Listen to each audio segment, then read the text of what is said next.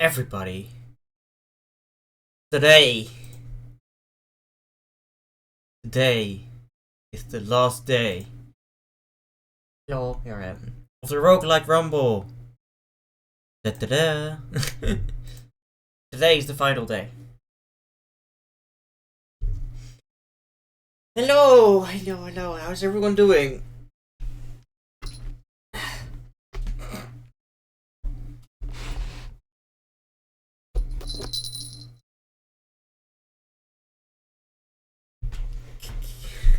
Hello, 900.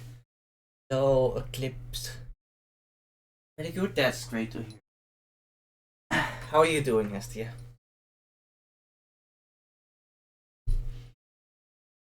I really like to put their polls.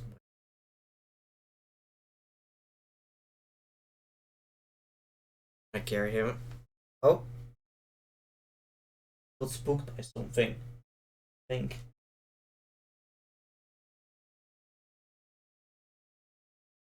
So today is the final day of the Roguelike Rumble. I've had a lot of fun with this. And well, I'm hoping that I'll be able to do more in the future. Maybe rework it a little bit. It was nice to introduce some new games. And yeah, play some of the old ones. So yeah, today we have two more roguelikes planned. That's going to be Shattered Pixel Dungeon and Wildfrost. Both of which may take a decent amount of time, or they may end really quickly in a loss. Yeah, we're gonna start with Shattered Pixel Dungeon, then Wildfrost, and after that, assuming there is enough time, we'll do the tier list, which will also include some games not played during the Rumble. But more on that later. For now, start with our first game, Shattered Pixel Dungeon.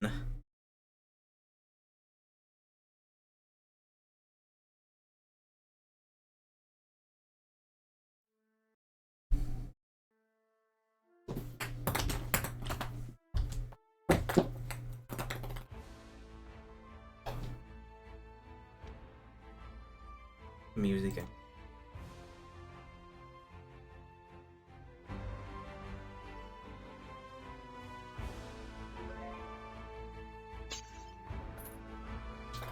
think this is better.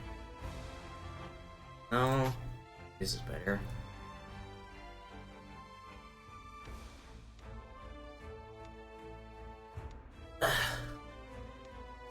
Let's see if I still know how to play this on the...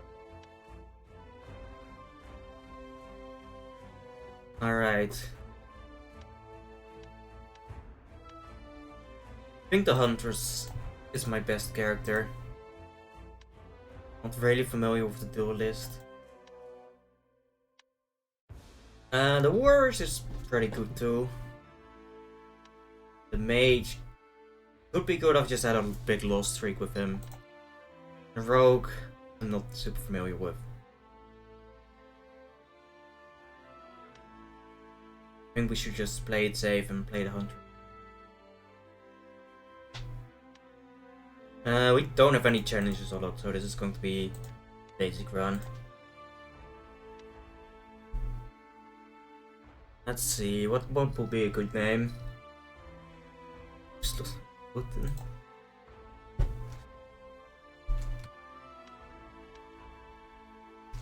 I guess I can see the resemblance.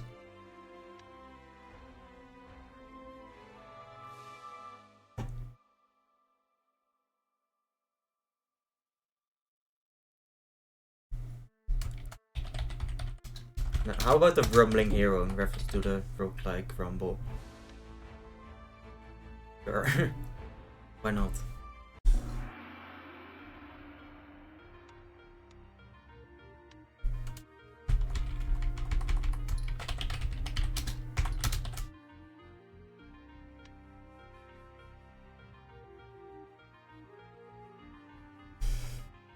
Right. Here. You played it on phone. Yeah, it's playable on phone, completely free, completely without adverts. It's a high recommend. For sure. Okay, something fun you can do in this game is, so this is a spike trap. Activating this trap will cause you to shoot at the nearest target. So what this means is, I'm now 1, 2, 3, 4 tiles away. Snake's about 3 tiles away. So if I throw this, it hits the snake. That's something, a really fun interaction, part of which, one of the reasons this game is so unique among all the similar games. Like, there are a lot of these dungeon crawler type roguelikes. Isn't a bad thing per se. It's nice just to see a game do some unique stuff with it. Yeah.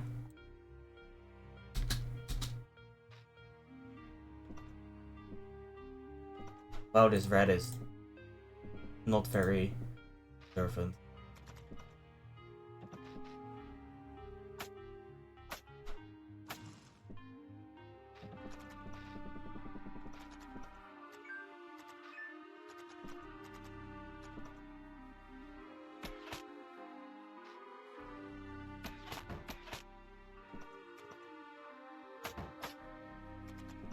I'm gonna bring it here because there's an altar here with a sacrificial fire burning atop it. Any creature that's killed here will be consumed as an offering to the spirits of the dungeon. Perhaps a reward can be given if sacrifices are made. And we've got ourselves a spear.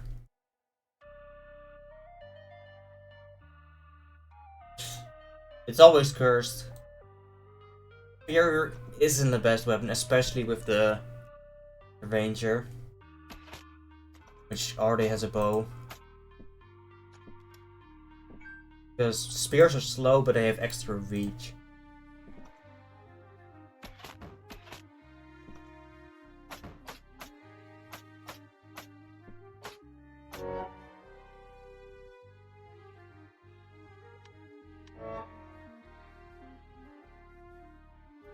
Berries. The extra reach is pretty not important for ranger.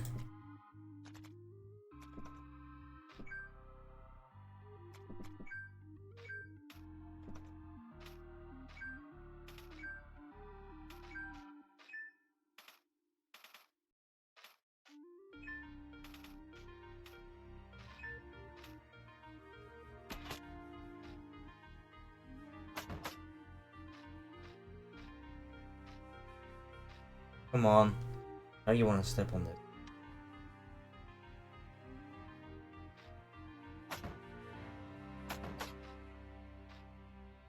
Oh, and surprise attacks. Also a neat thing of the game.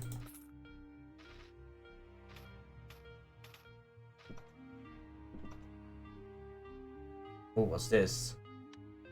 Phantom Piranha. A rare breed of piranha with magical abilities and irritants loot bodies. They're capable of teleporting us to being attacked, either to escape or critically get those an enemy. Going to fight their meat is priced for them. I think that's a new thing, because I've never really seen one of those.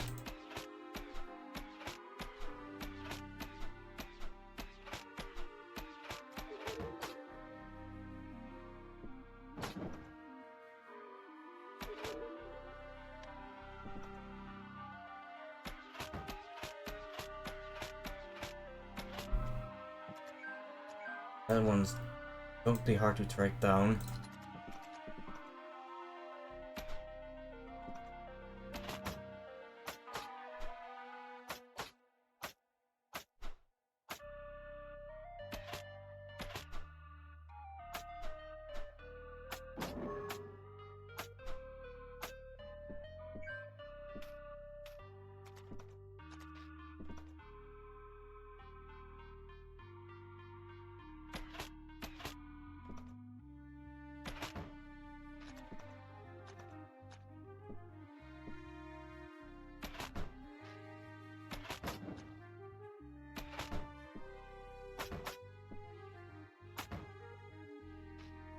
Anyway, if you like what you see, you can get the game totally for free on the App Store, Google Play.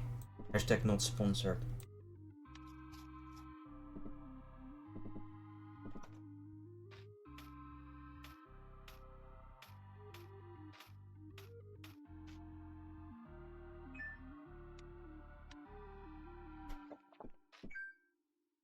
Buenos.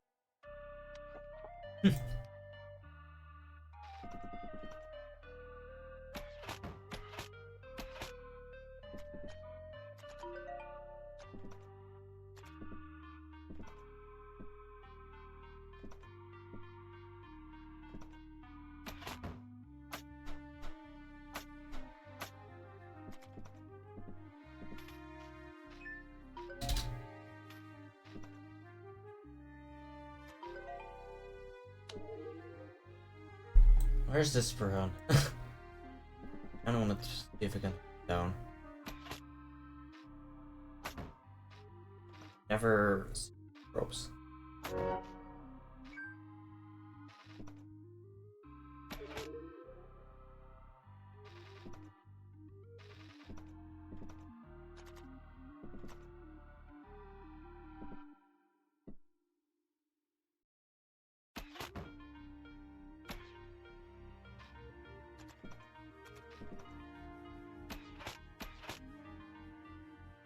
Sometimes hidden doors. Yep. We actually found one earlier. Found this one.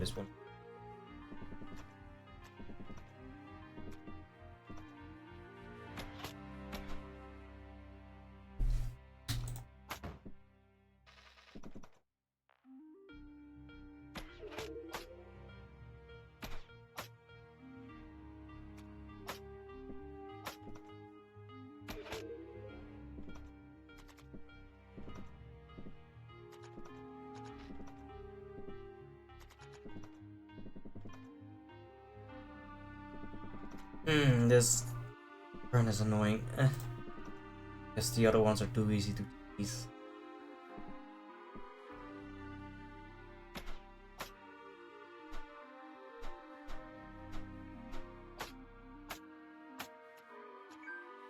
Ooh. Phantom meat. Large glistening translucent steak cut from phantom burner. Vegetable doesn't need to be cooked and has a number of defensive benefits in this. Follow I said steak. Need work on invisibility, bark skin, and some healing, and cures many harm. Ooh, that seems quite good.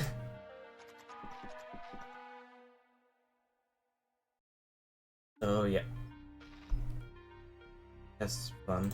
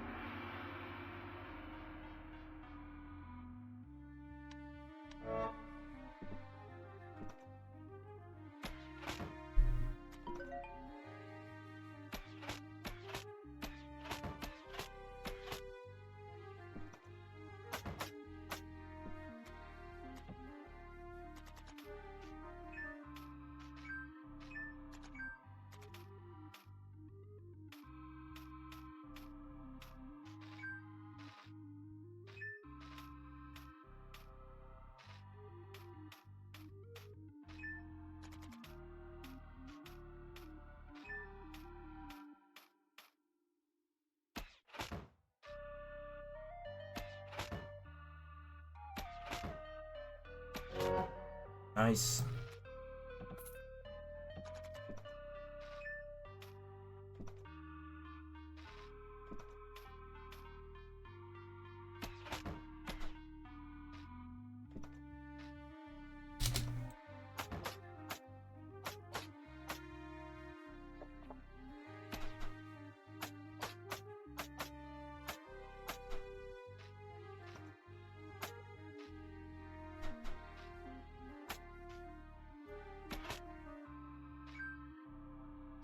So, pro tip if you ever want to play this.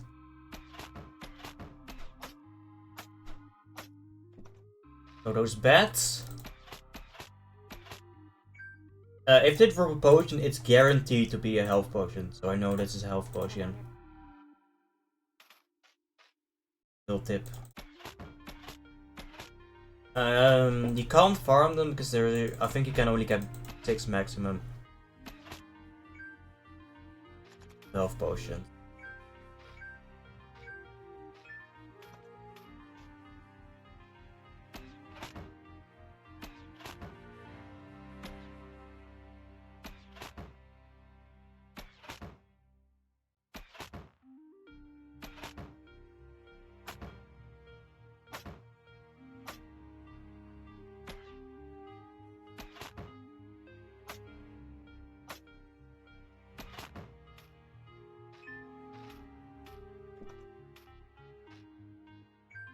Oh, this is convenient.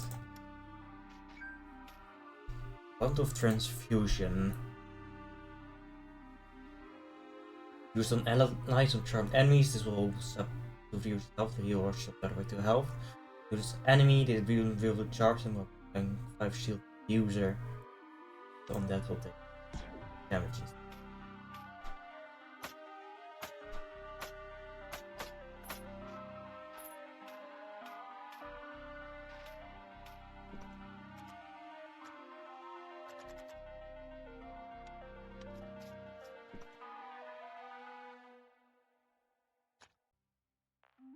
We need a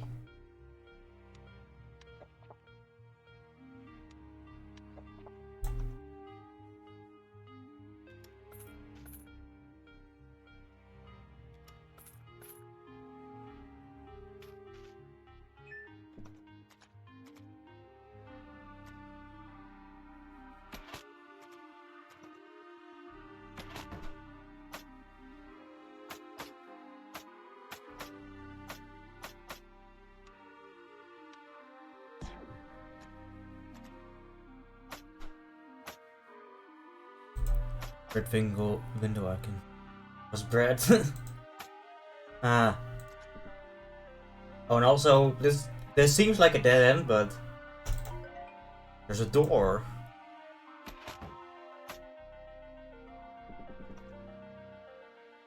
I think this is supposed to represent one of those meal packs.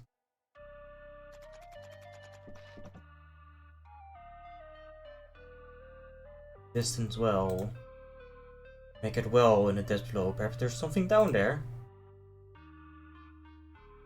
Yes! I know what I'm doing.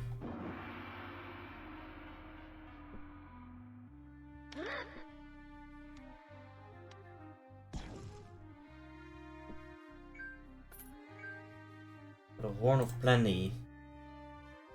First.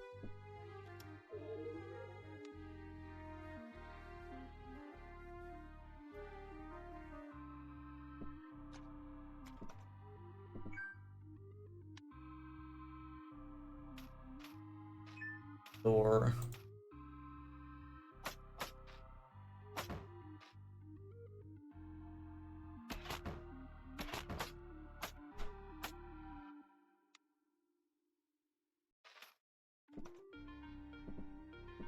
Hey, buddy.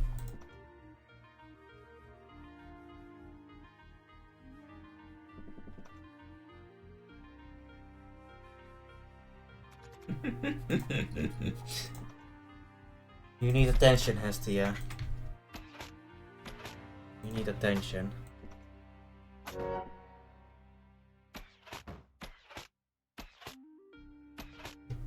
I think he needs attention. Wow, actually sitting on my lap. That's rare.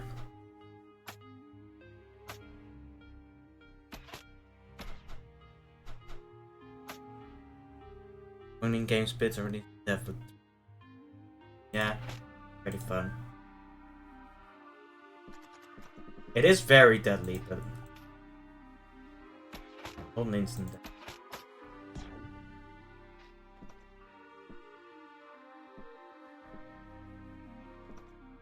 Maybe this one is more good than it.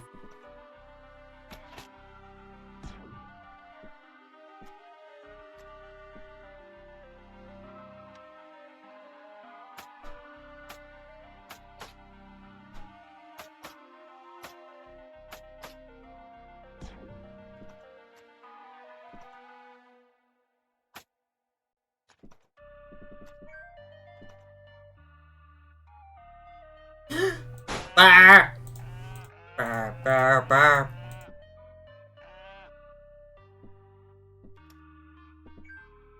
Perfect.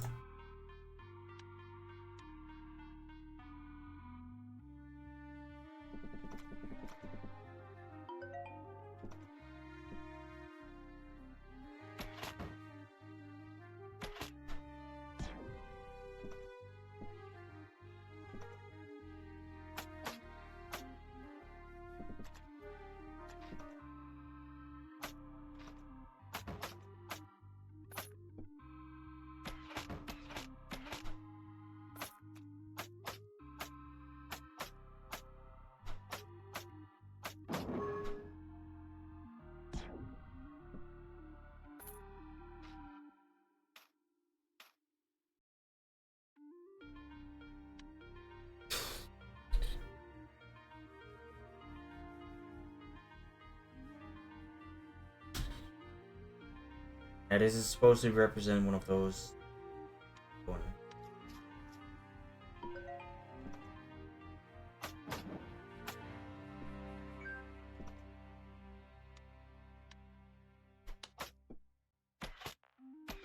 Spike trapped.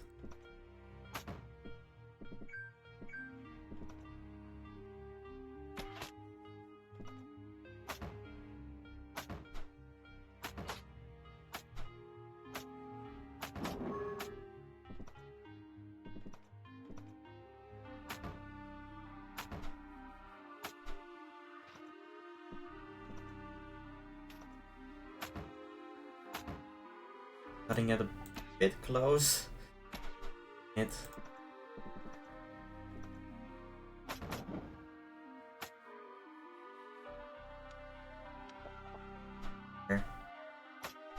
Ghost Giving quest, yeah, but I wasn't really fully health.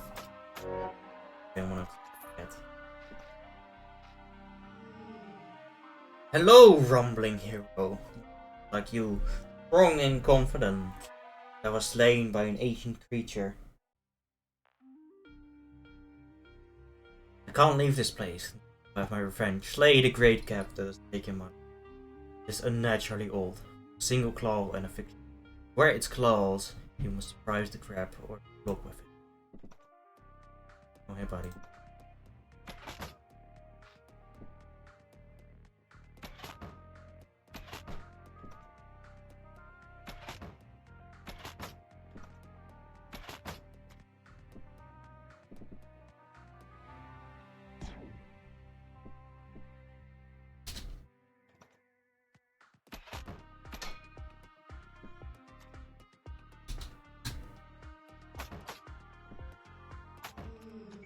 Okay, that wasn't too bad.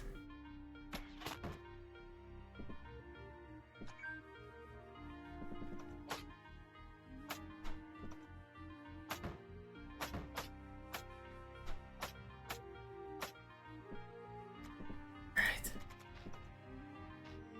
Thank you, that giant crab is slain and I can rest.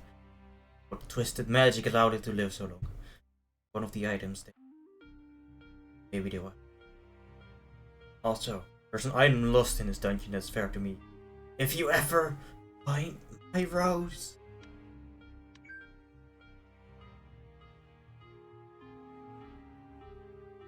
Farewell. I need food.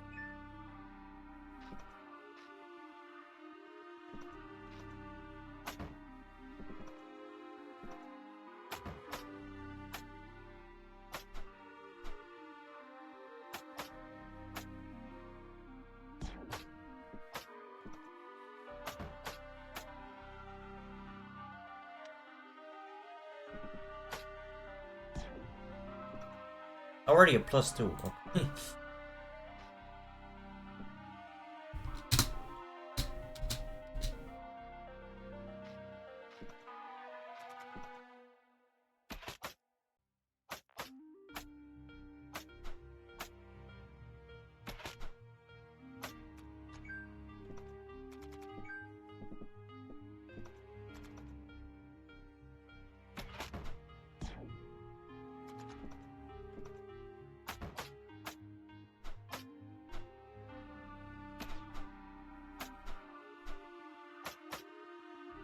I'm being impressed by.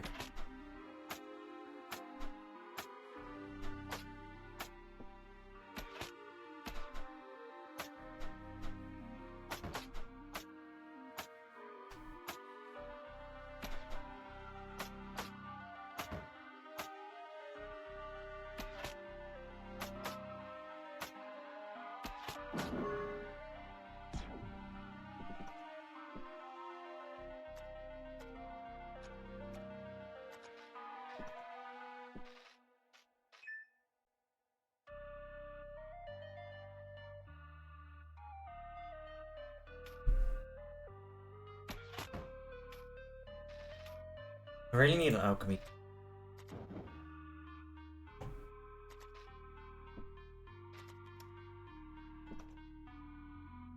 Isn't it item right to your one on meat?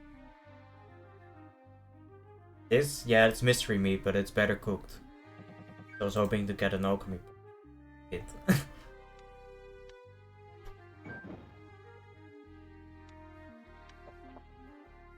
Well, there are better ways to cook.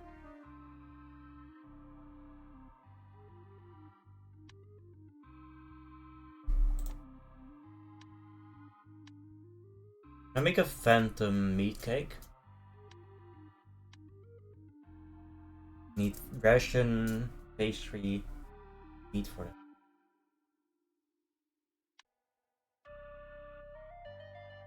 Also, there are multiple ways to identify scroll. One way is to use them, but you can also use a pot to gain stones, which will reveal what it is. Upgrade. Yeah, let's just steam this meat. Steamed hams! Or stewed, rather. Stewed ham.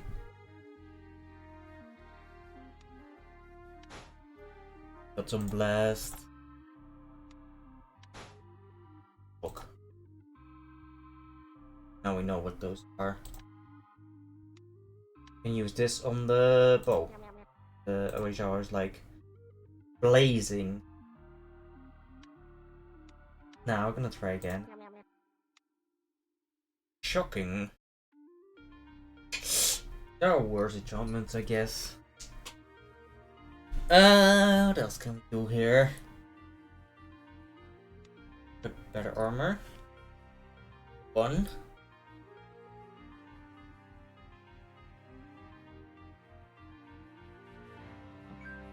Enchant the armor as well. Is affection. Charming them.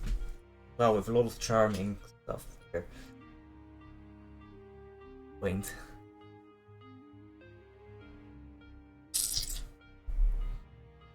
I am well aware of my low HP status. Do not get it.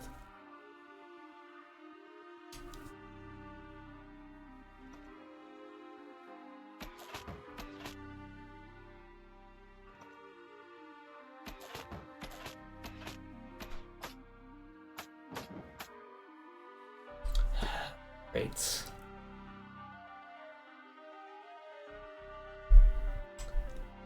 I think I should upgrade my armor. Maybe the Horn of Plenty. Hope that it gets. No, artifacts are. You can't upgrade artifacts with.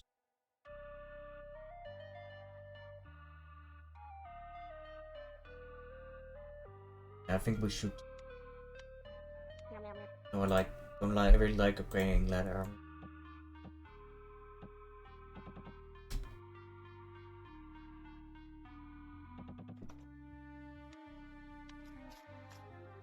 Steamed ham.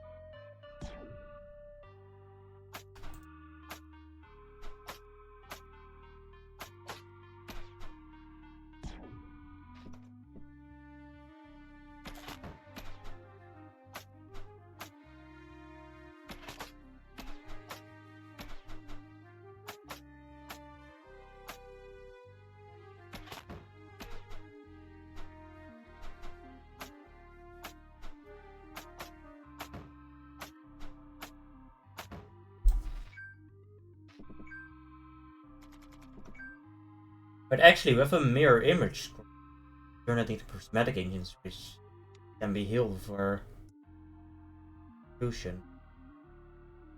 That's an idea.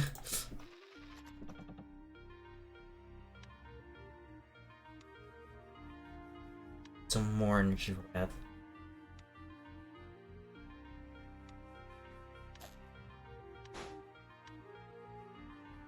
Nice.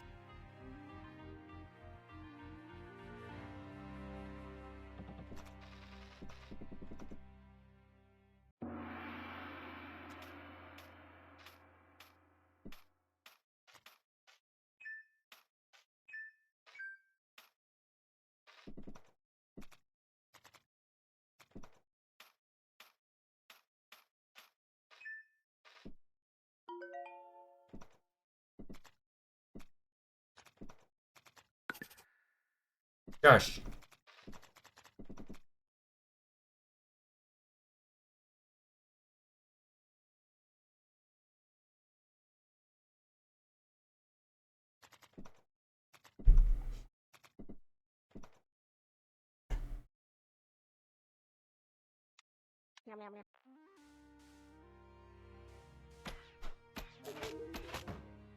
You idiot.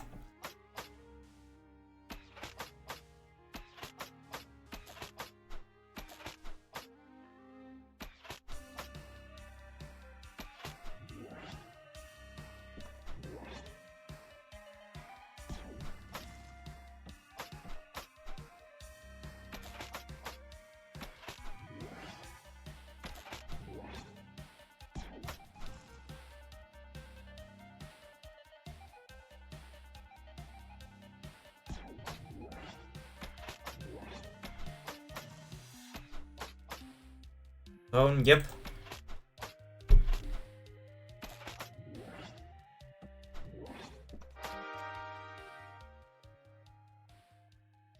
Prismatic image. The shimmering illusion bears a close resemblance to you, even seem to wield your current armor and weapon. Prismatic images will attempt to seek and draw focus from their enemies, using their enhanced defense and heal health to protect you. But they do not have the same sense of power as mirror images. They have enhanced durability, including receiving benefits from your armor.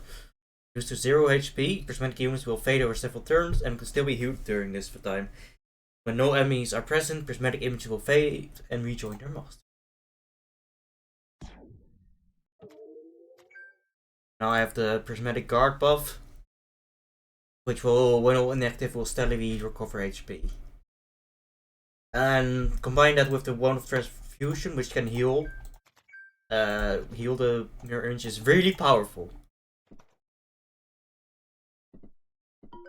Because it allows, especially because of the fading idea, you can transfuse it while it's fading. I usually find this one to be super underwhelming, but proving itself worth it right now. Also helps that it's +2 right now. Quite strong.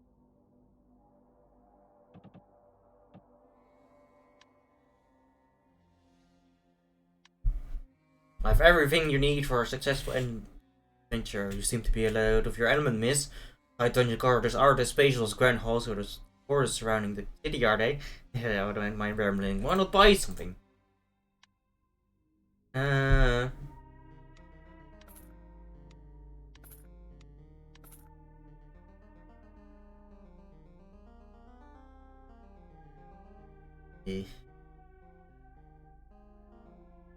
Enough to buy an Ankh and a potion bandolier. This one could be really good. One of these be first.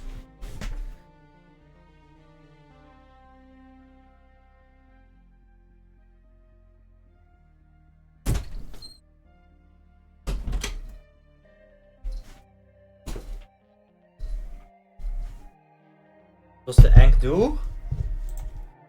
This ancient symbol of immortality grants the ability to return to life after death. Most items will be dropped when you die and be claimed to return it. Using a full water skin, the Ankh can be blessed with extra strength.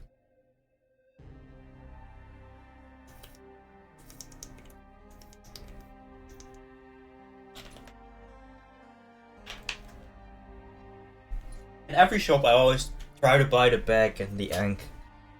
Both of those are really powerful.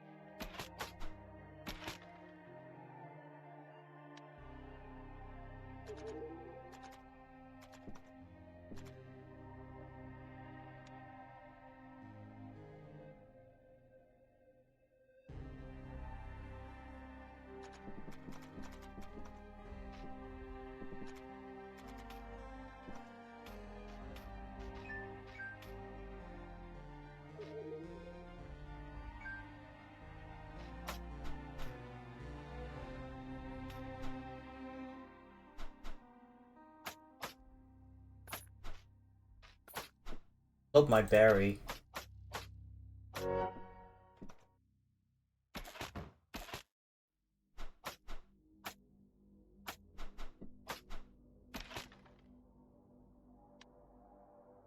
Fine.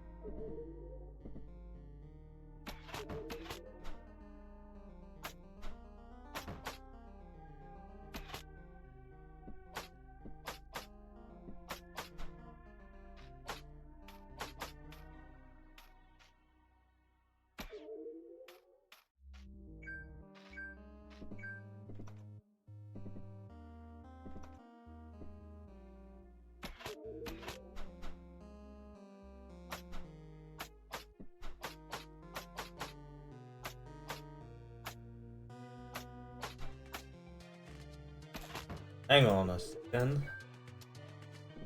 Oh, I've thrown a heavy boomerang. Those items are so good. I'm going to upgrade it right away.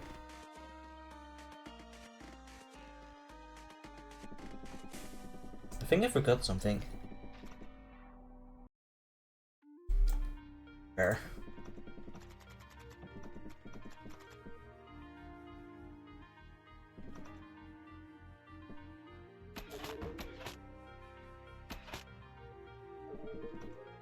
Yep, sure did. The golden fall beast.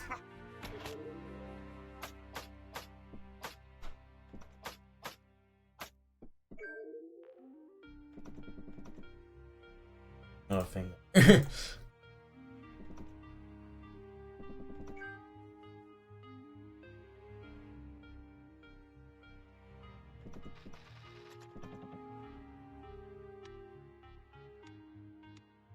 Can I use you to make? No. It has to be. Oh, can we roll me? That would be cool.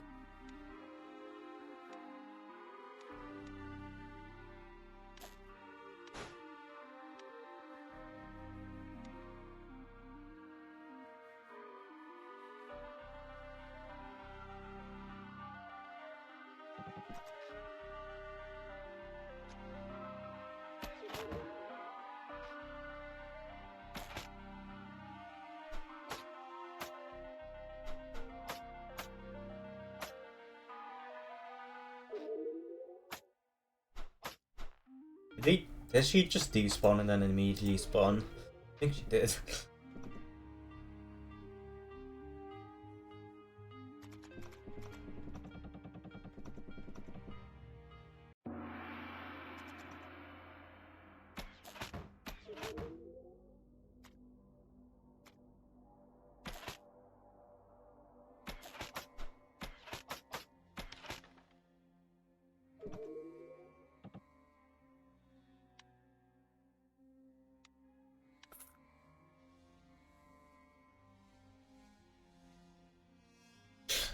I don't think we're getting the Alchemist toolkit.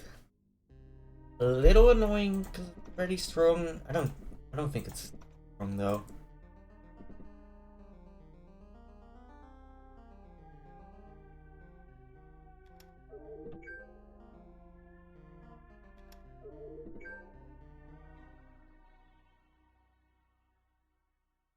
You finish that game until it's twice if you're what?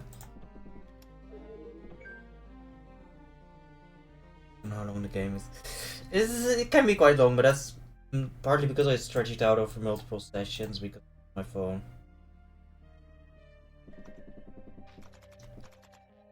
So I'm. This has to be a potion of time, right? Yep. Blam.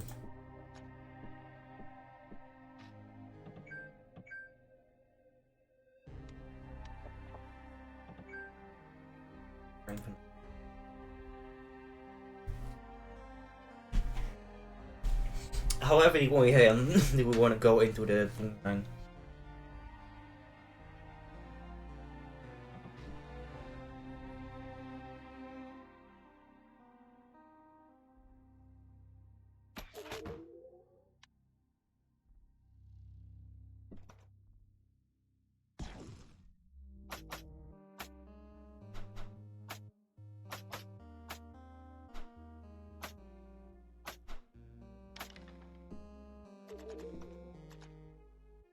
We're going back to identify some scrolls.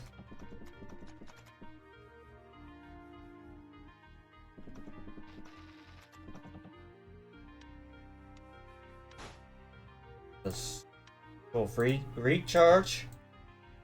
Terror. Link stones are really good. You need anything else here?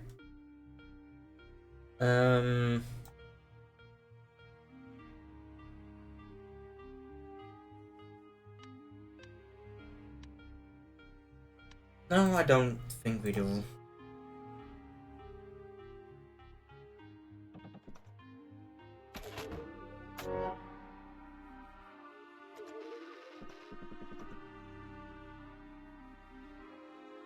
Oh damn, I completely forgot about these.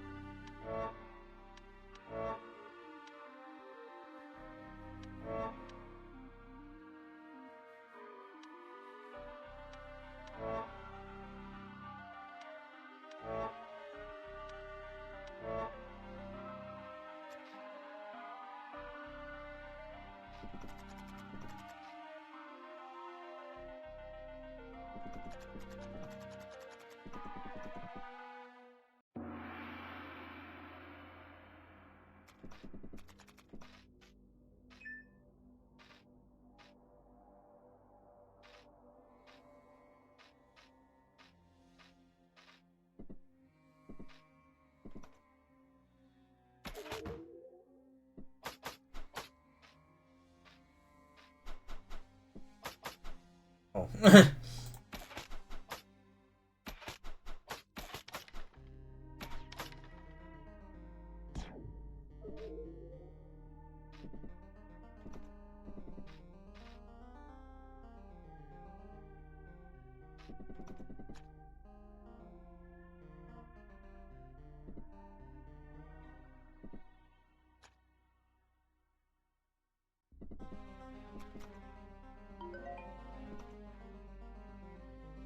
All right.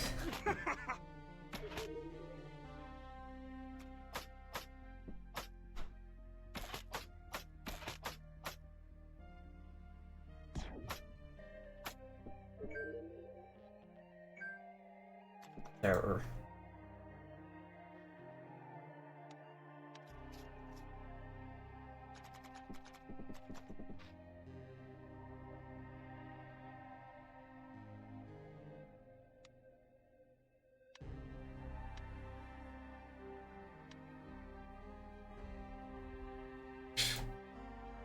Hmm.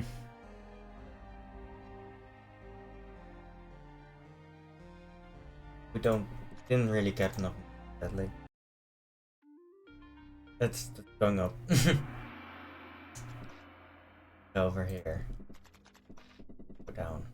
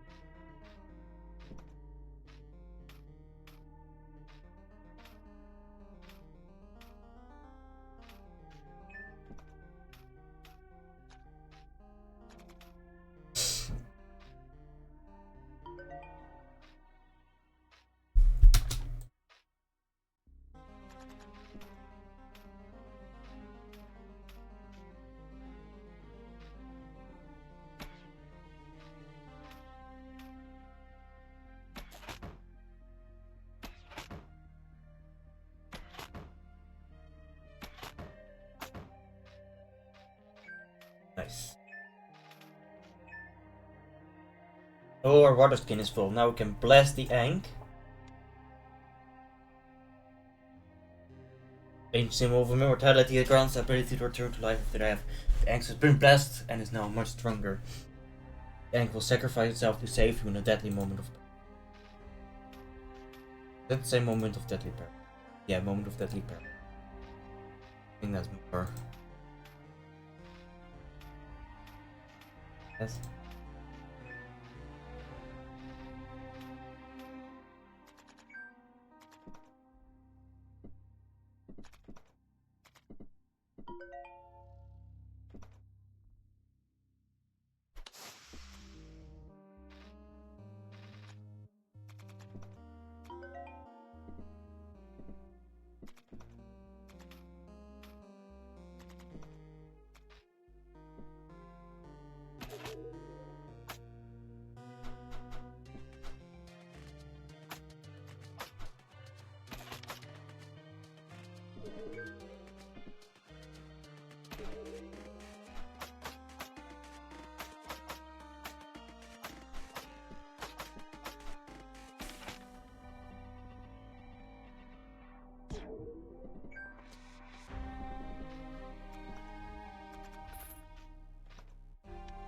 Lore. More lore. Keep shooting my prismatic image.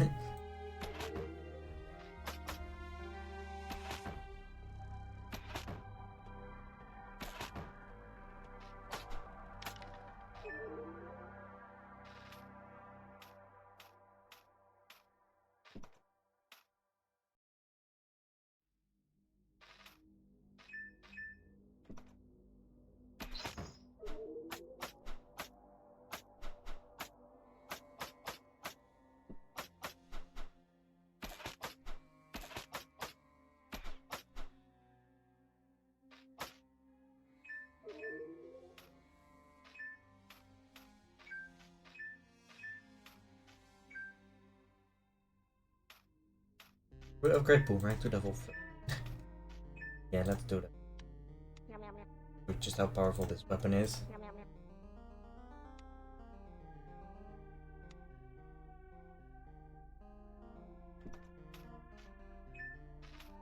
So the Boomerang, a large boomerang difficult to wield effectively.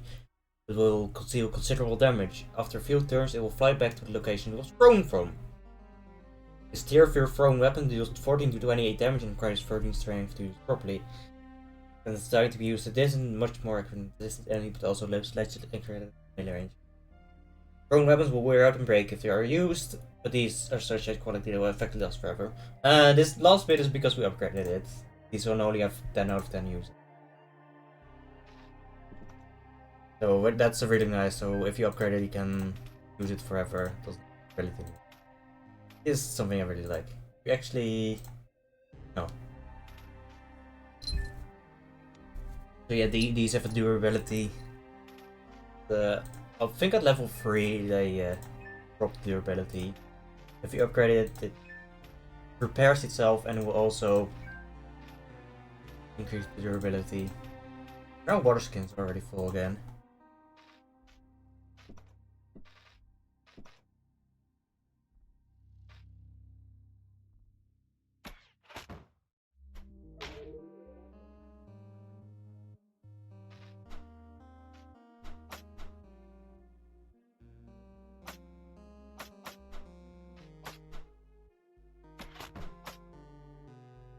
Oh, only thrown weapons have durability. So my bow doesn't count as a thrown weapon.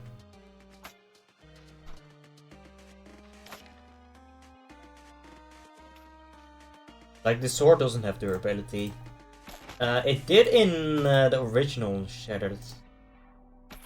Original Pixel one.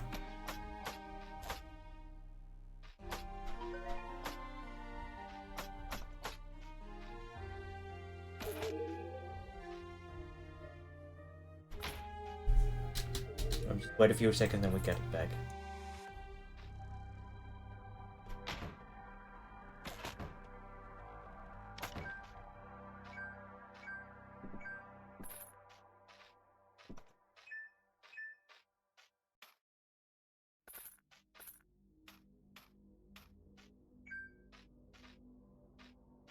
Boomer, crossbow. It's a little bit interesting weapon. It can announce the use of darts, but I don't think it's worth buying a dart for.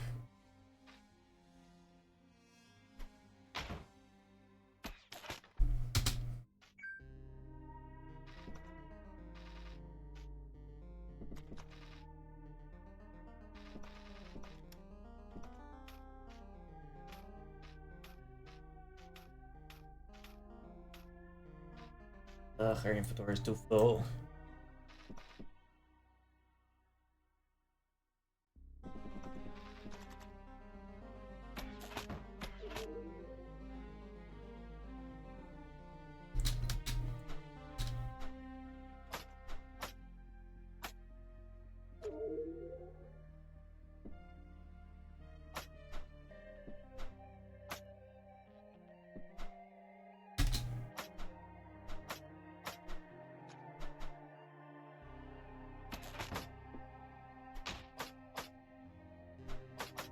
Well, another fun thing you can do with the boomerang, if I now step away, the boomerang should return to my previous location, which means it will hit the skeleton.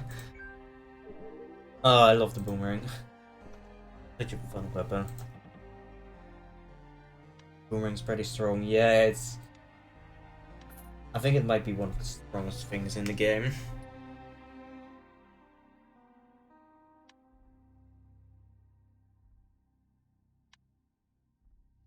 Let's see, I'm hoping this scroll is removed. No, it's challenge. Well, now we know. I'm gonna sell. We could use these. They pair really well with both Minion Stroud. These pair well both both really well with the crossbow, which we sold, as well as Quicken Bite. As well as just the ranger in general. The huntress, I mean. But I don't think it's worth it. We already have a boomerang. Better. Maybe you should buy a potion of healing. We have 3 right now. I think that's enough.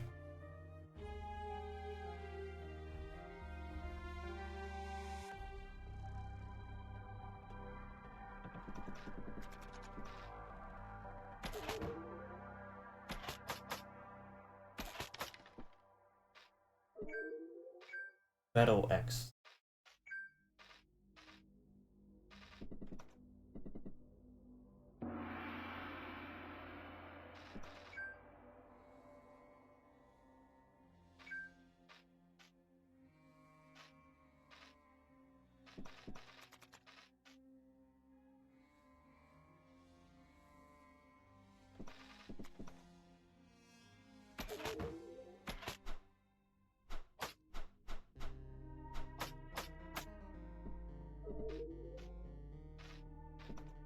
This one might be remove curse.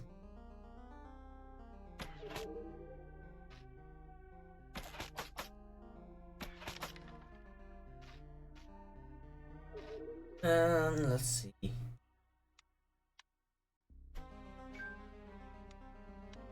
It is.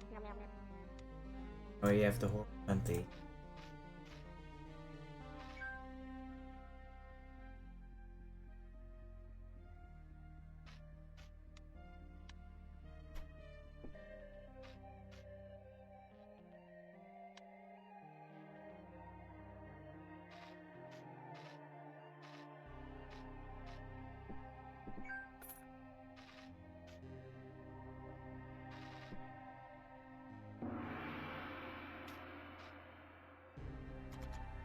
Oh, hello, miss! A friendly face is a pleasant surprise down here, isn't it? In fact, I swear I've seen your face before, but I can't put my finger on it. Oh, never mind. If you're here for an adventure, I have a task for you. I'm here to find a rare ingredient for one, but I've gotten myself lost. My magical shield is weak. I'll need to leave soon, but I can't bear to go without what I came for. The old warden of this person kept a waterberry plant, and after one of its seeds. The plant's probably gone wild by now, though, so getting it to give up a seed might be tricky. Garden should be away somewhere around here. You have to keep away from its vine lashes so stay in one piece. Fire might be tempting, but please though, you will kill the plant and you can do that for me. I'll happily pay you for one of you will finally cast at once. Well, two with me, so you can take whichever one you prefer. Blackberry plant. We might actually keep that one. Because it's pretty strong. I'll see. Maybe it'll give me a wand of lightning. I should blow glow it. Because I've enchanted it with the shocking enchantment, which electors the arch from a shocking weapon and deals extra damage to all nearby enemies.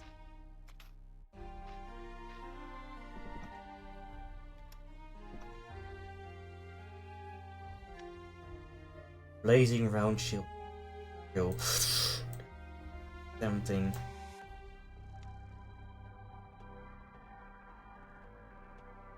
That's tempting for sure. Get a bow fitting name. Yeah, you can rename things. If you buy the game, you can rename it. If you have the free version, you can't.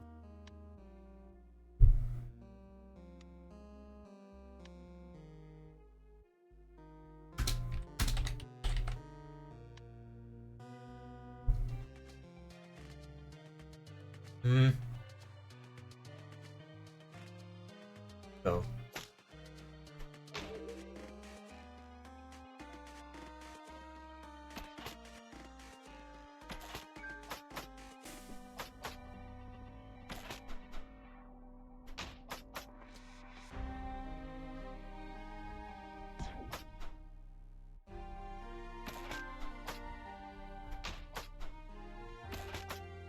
Nice. The blazing round shield. Will block attacks and make a decent weapon. And that's blazing, which causes flame to spill forth, igniting enemies and dealing bone damage to enemies that are flame. Do that. Might be actually be not very good for. I don't know. I'm not sure if it can speak things of flame.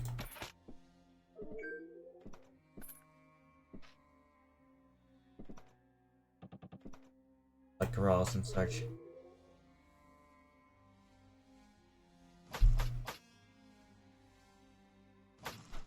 Oh, it can. It definitely can. Oh no.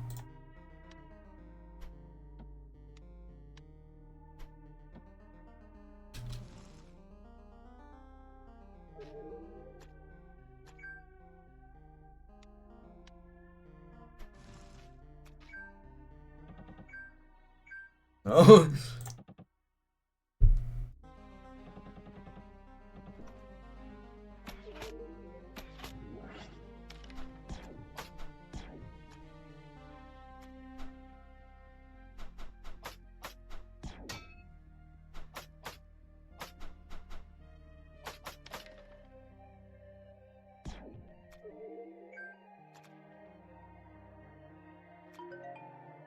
Ah, I knew it. There's a door there. Who tapped?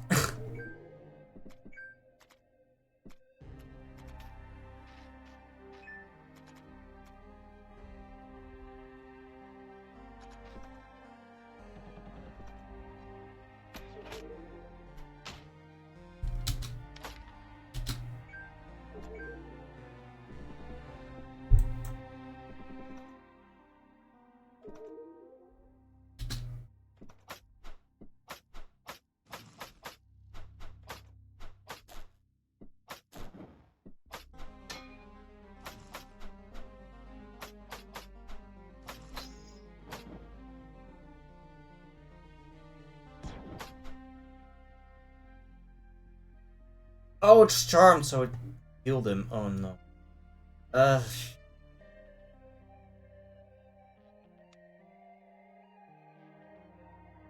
Trouble.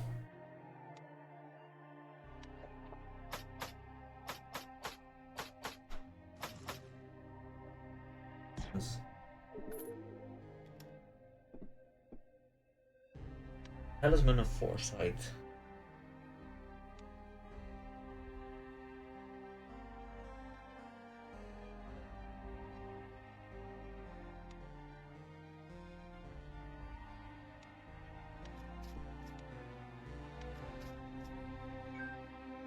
Regeneration. I have a healing potion, which isn't instant. Practically instant.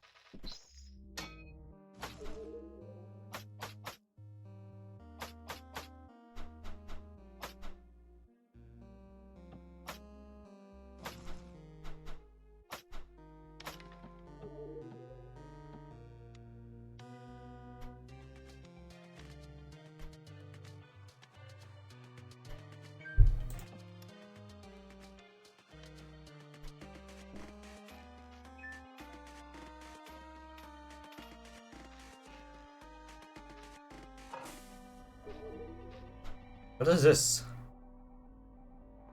Torment the spirit. Otherwise, good natured spirit will have been inflicted by a curse. Curse, they will attack just like a raven, and are more powerful as well. Maybe using the cleanse curse is why I use the right item that makes this. Sure to be crazy if the curse is lifted. Well, it's dead now, so.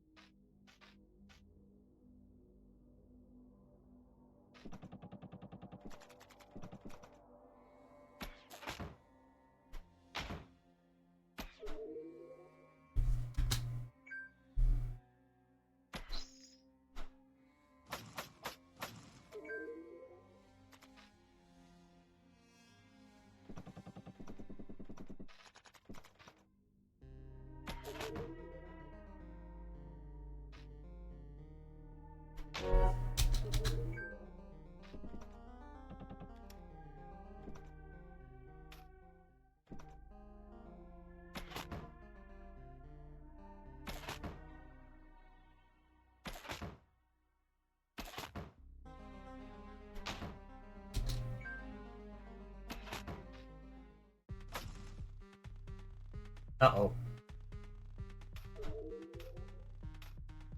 We're supposed to use fire.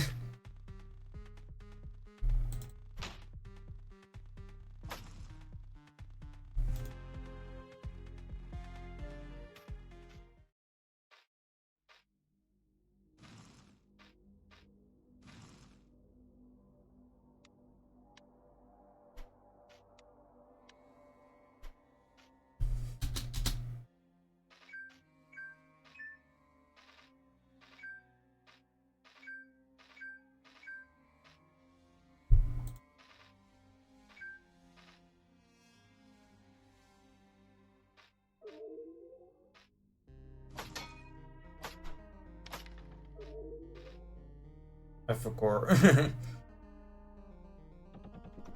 Do we tell him or?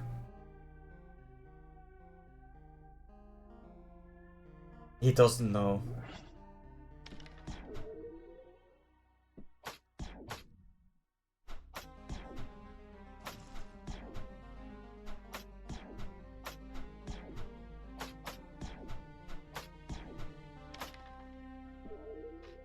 He doesn't know.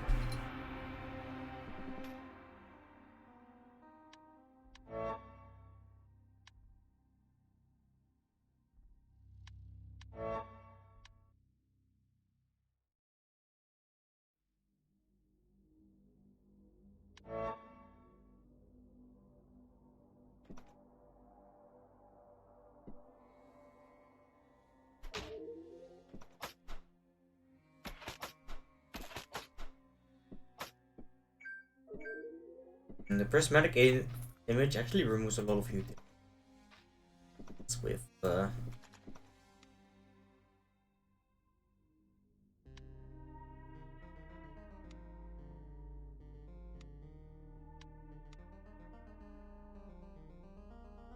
do that little snack.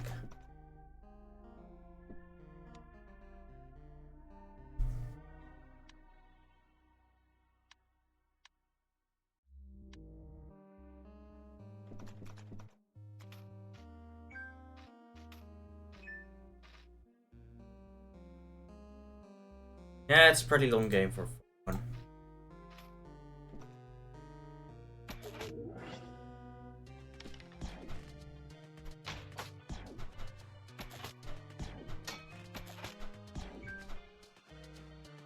It's also a really good game for phone one.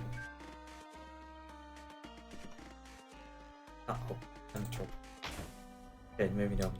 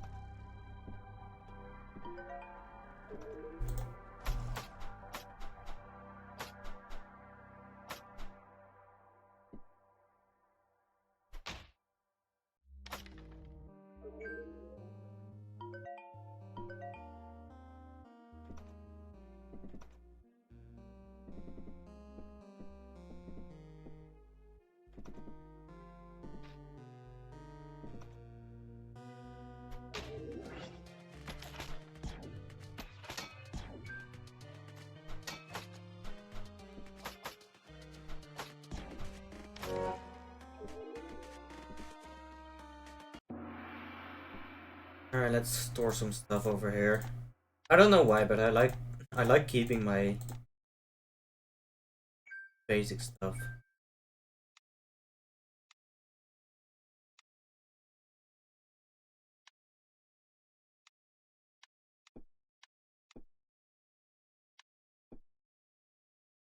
Like a nice little reminder of how far I've gone.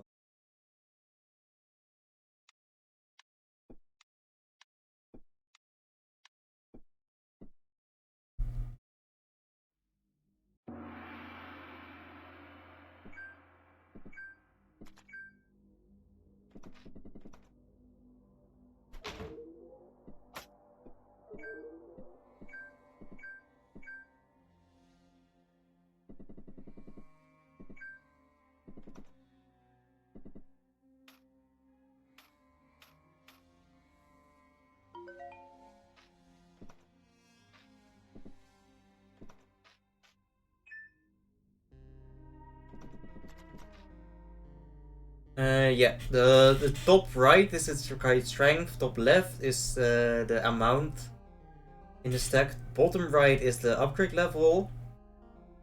On left, I don't know if there even is a...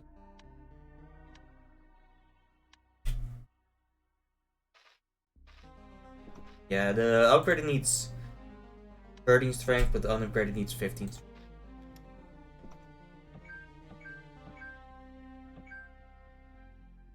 I should have 14 strength now. We do not strength right here.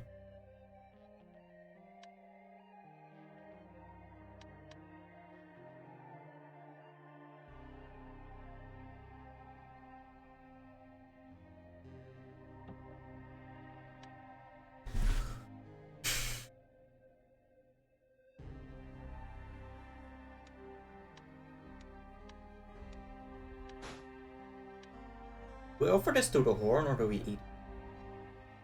I think we eat it.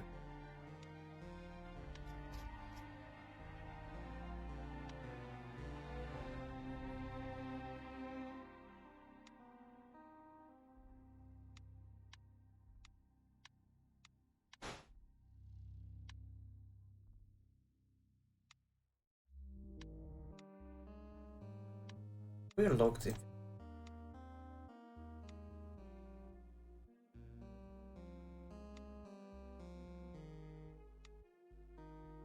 We have that one yet. Because this should give us a poison potion. Instantly. And yep. Instantly identify it too. What do we know?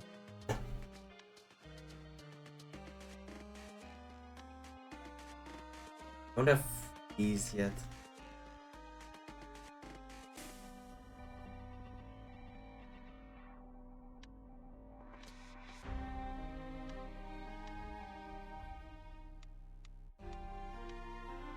Yapping, Frost, Haste, Paralytic Gas, and oh, and we know one of these is two is Frost with this room.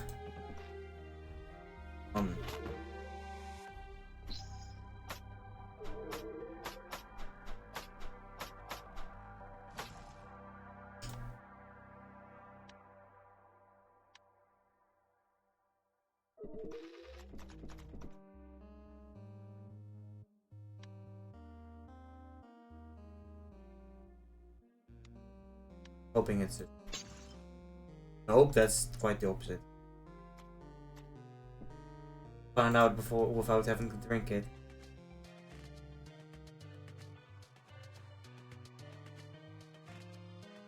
Oh, the liquid splashes harmlessly. Why did it catch fire then? Oh, because of this fire. Oh, so that was experience. Or haste, could have been haste.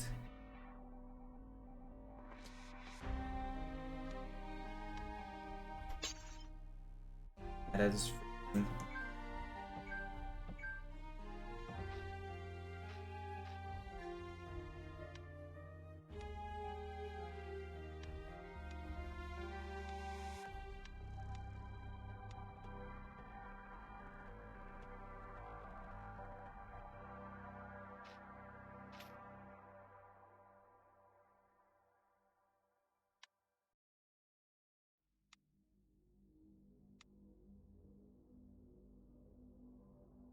Is there anything we need for?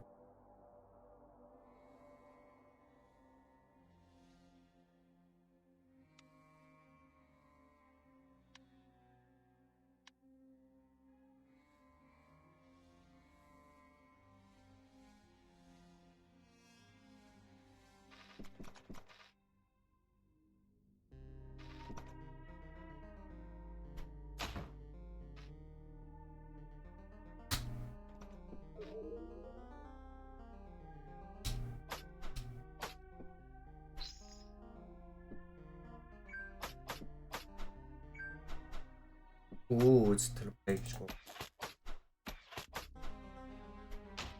Make another thing that's really strong with that.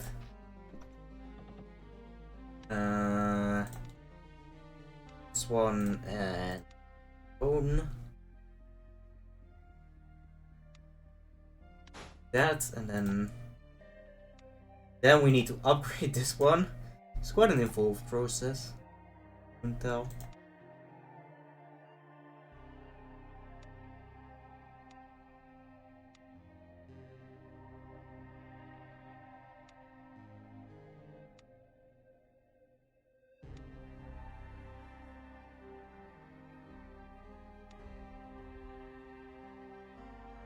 No, I've never really seen it do this. I guessed.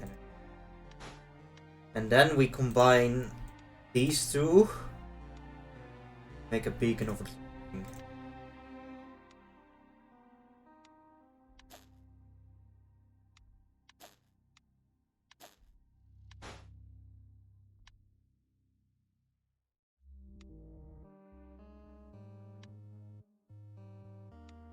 Which this integrated spell grants use the ability to return to a set location regardless of distance. But will only be consumed by returning. Being said as many times as like, but will only remember the most recent location. So yeah, that's a pretty strong item. That's 5 uses as well.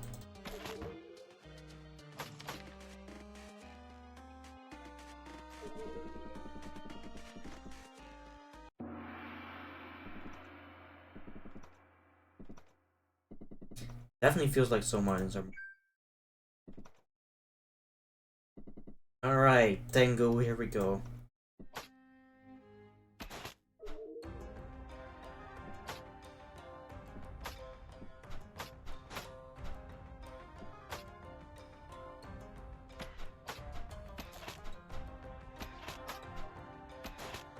The spirit image can completely ignore the traps.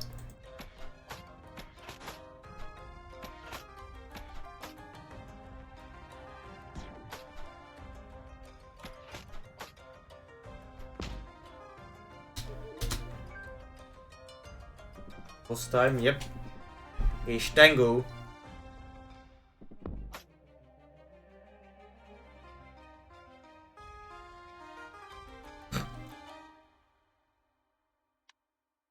Famous and enigmatic assassin name for the mask gifted to his face. Grafted to his face. Tango is held down with large clasps on his knees, though he seems to have gotten rid of his chains long ago. He'll try to use traps, decisive magic, and precise attacks to limit the one thing stopping his escape. You.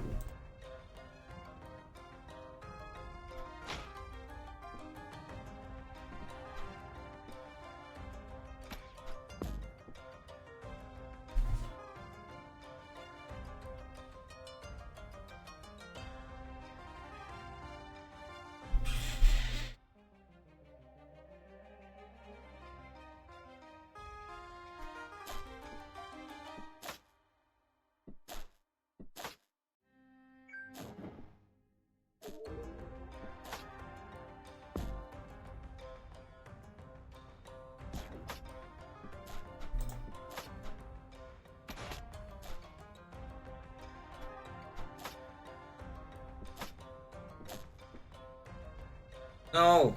Live on! Ugh. Come on, this is not the end.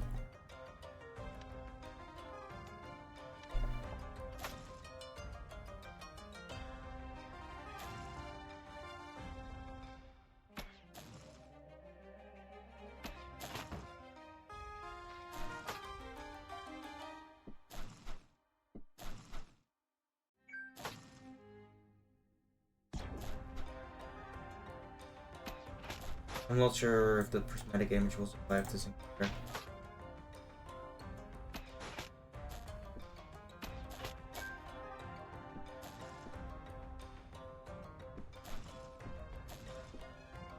Nope. It's gone now.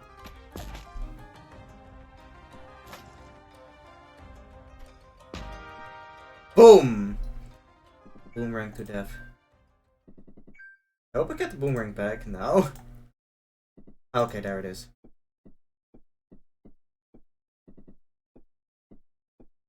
Thank you.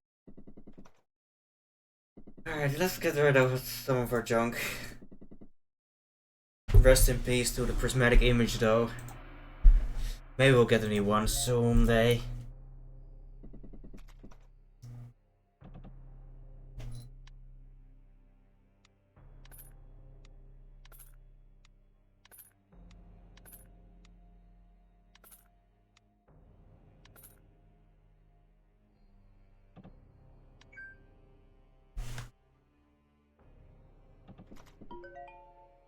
Think you had older boss?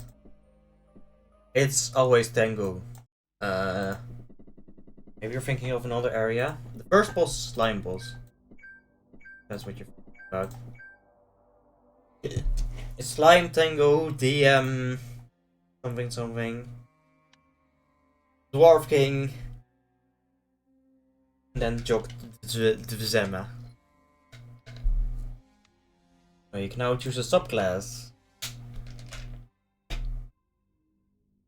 It's definitely the I like the sniper. The sniper is really good because of the we have a boomerang, but the warden is I think it's sniper because of the boomerang.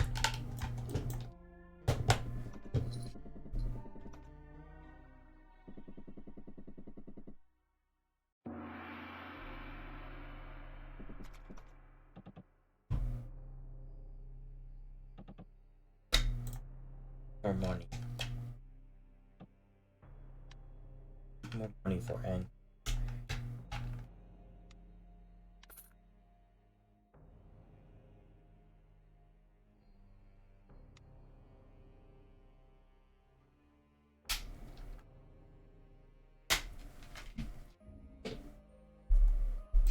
Please donate. No, I'm kidding. Don't.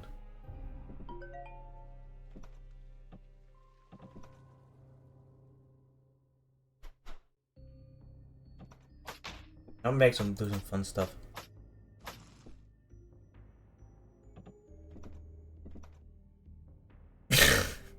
All 900 just resubscribed for 16 months. Okay. Wow, thank you. Oh, I drank that. Thank you so much.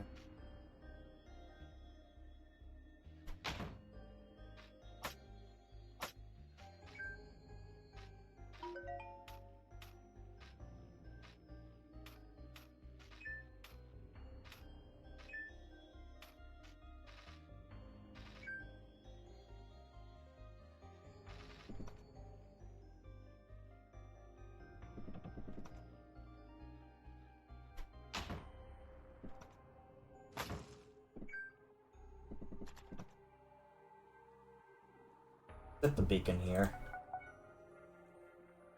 Actually, this is a guaranteed safe spot for the beacon.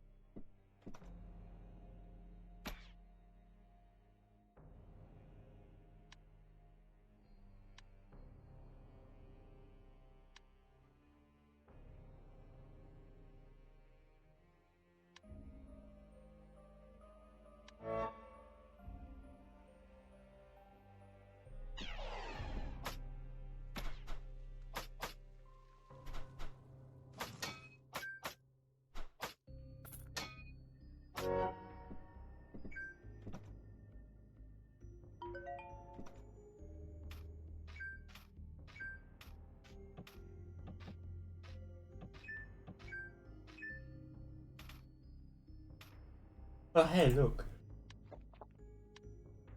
Potion of strength.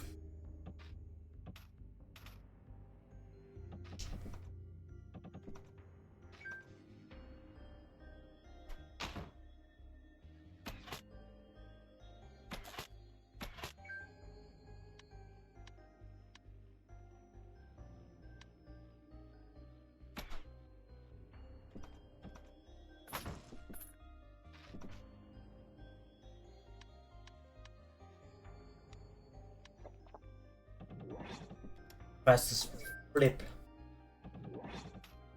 Touch me.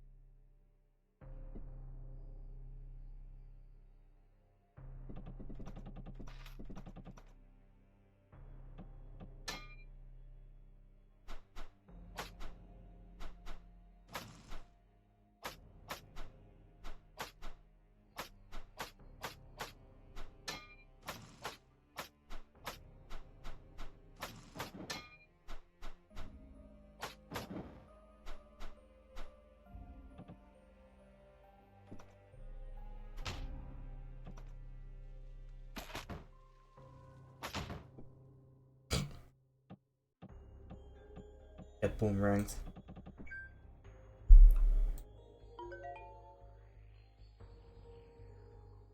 What I want to do is drop something here, just a few steps back, and then throw this.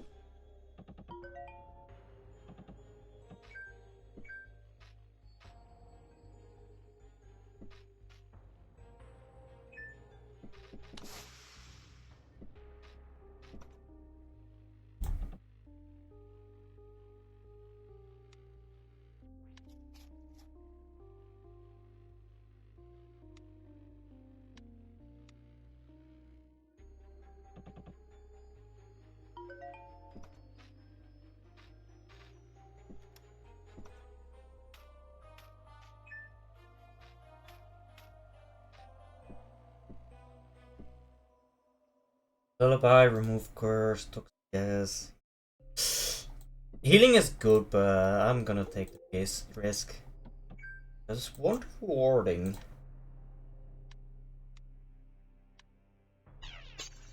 A first one.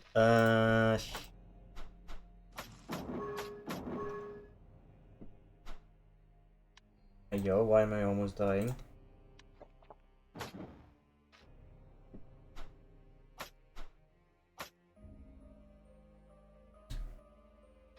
It wasn't worth it.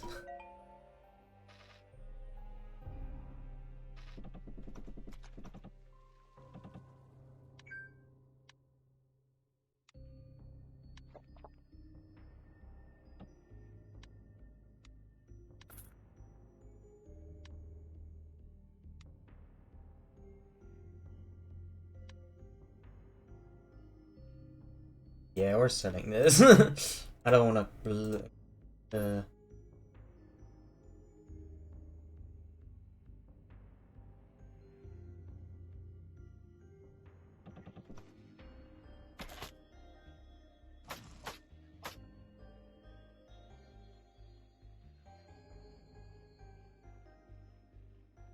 arm change how your characters look. Yep.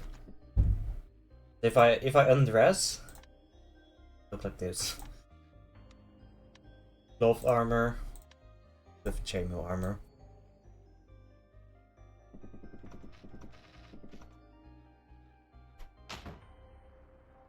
Just that Brianna isn't there.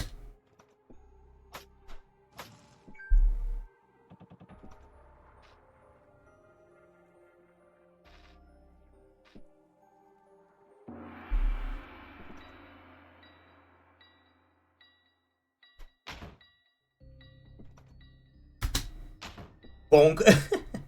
I love that.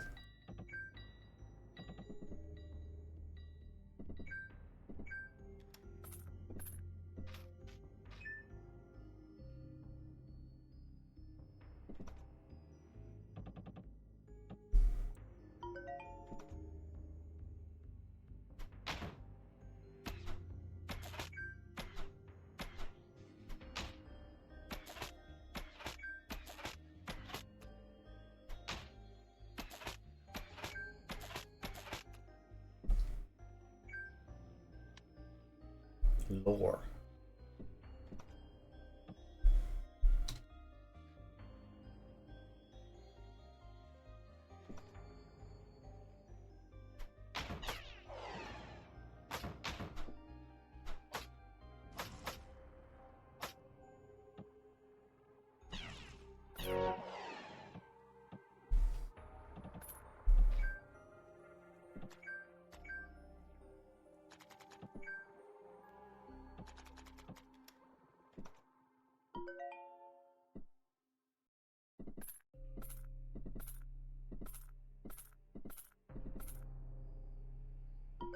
Wow, I suddenly have a lot of money.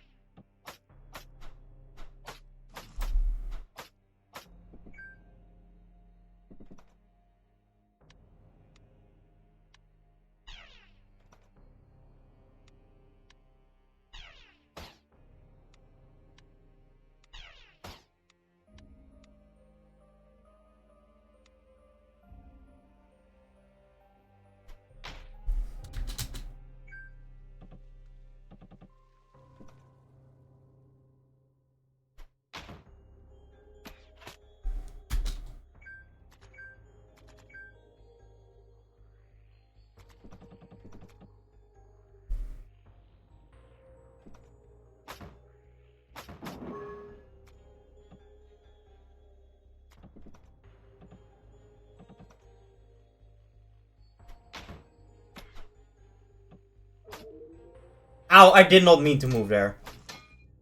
Good thing we had the ank.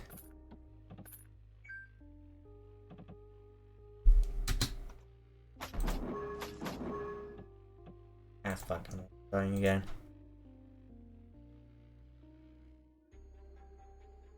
How many charges does what bomb have?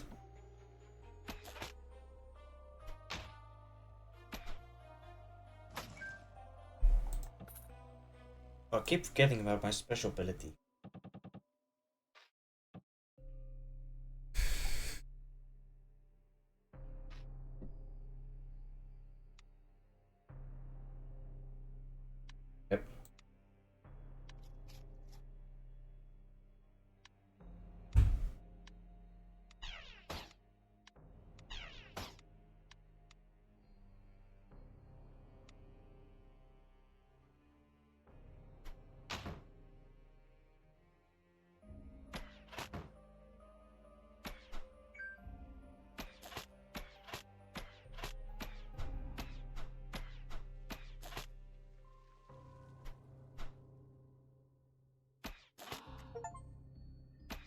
Kill 6 piranhas in one game. In conventional angler.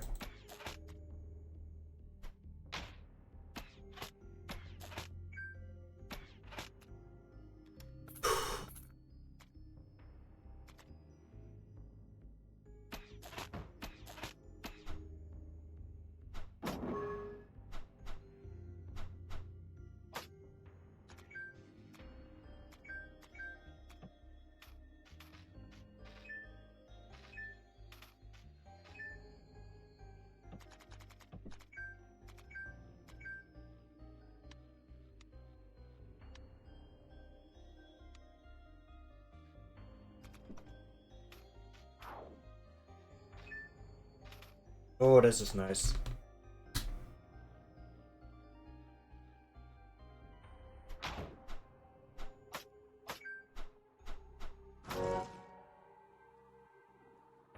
Fuck.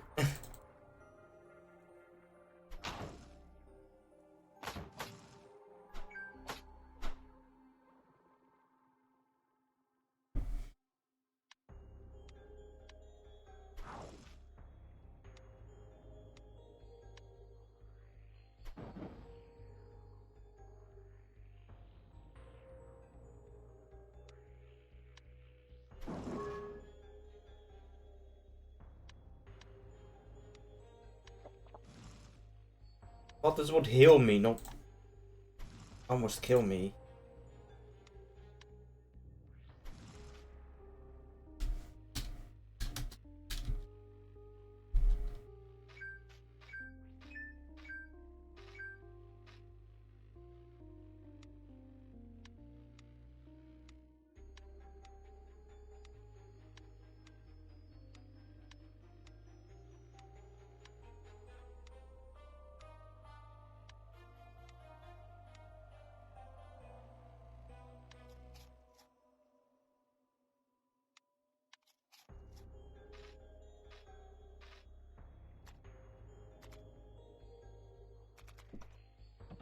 That did not go the way I hoped it would.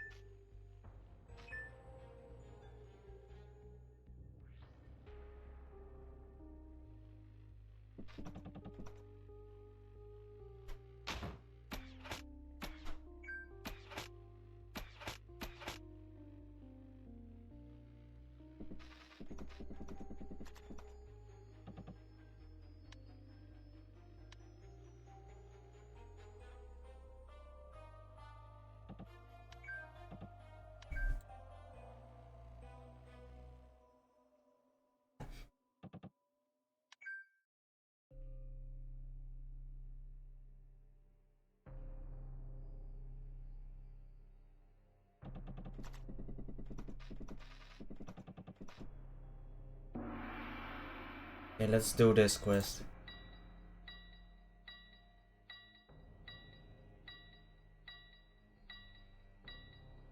Wanna be useful? I got something you could do. Build this workshop onto a gold mine. Just down the ladder. This pickaxe mine me some dark gold, or 4 pieces would be enough. Down there is nice stuff you'll be able to mine through the walls with some effort. Careful though, the mine is dangerous for a little human like you. Been for a while and a bunch of crystals have started growing. They're shiny and too fragile to be worth anything. And I've got something magic protected thing. Pretty tough, so be careful when you mine.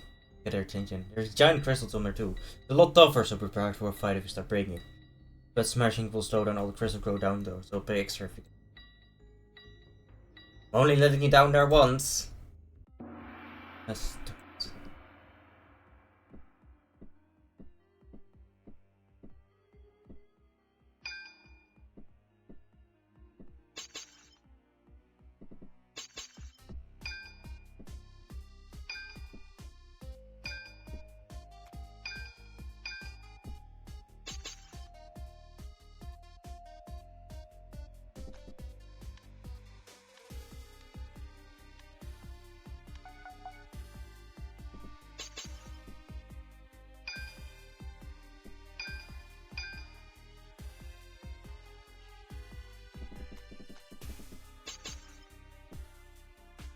Do we fight a big crystal?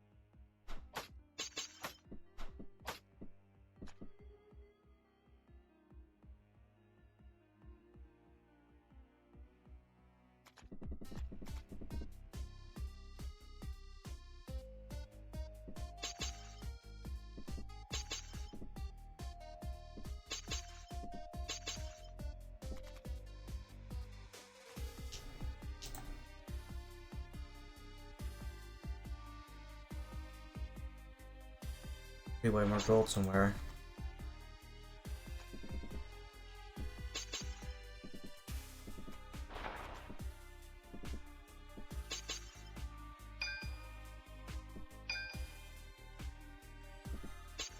Big curse strong, very strong.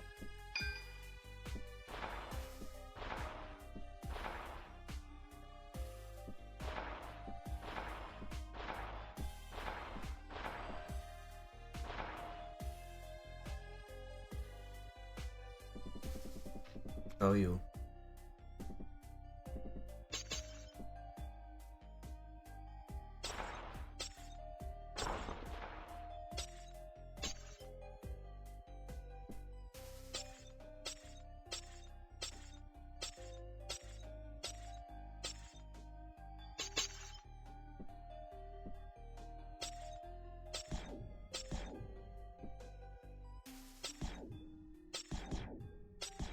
Also immune to ranged attacks. Damn! That killed me. Don't have any angst left. Oh boy.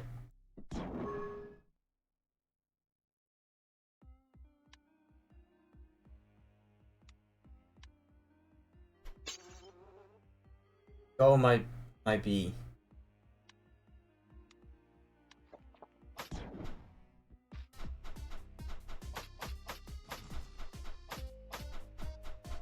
Luke, I could help.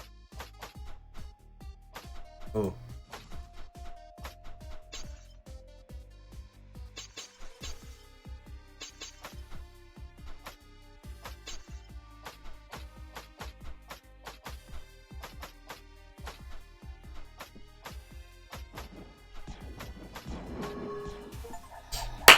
Zapped! Die to an enemy's magical attack.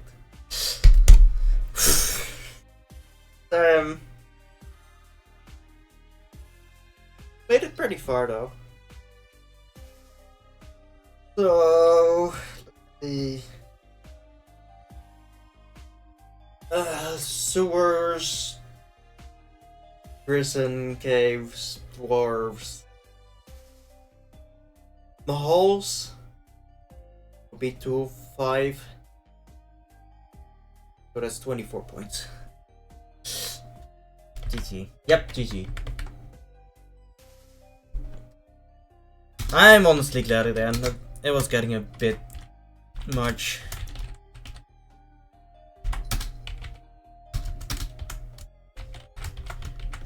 The game is pretty fun,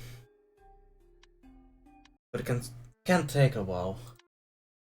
I think it's best spread out over multiple sessions rather than play it all at once. But hey, got pretty. Alright, next up is Wildfrost. The last game of this series. Let's make it a good one.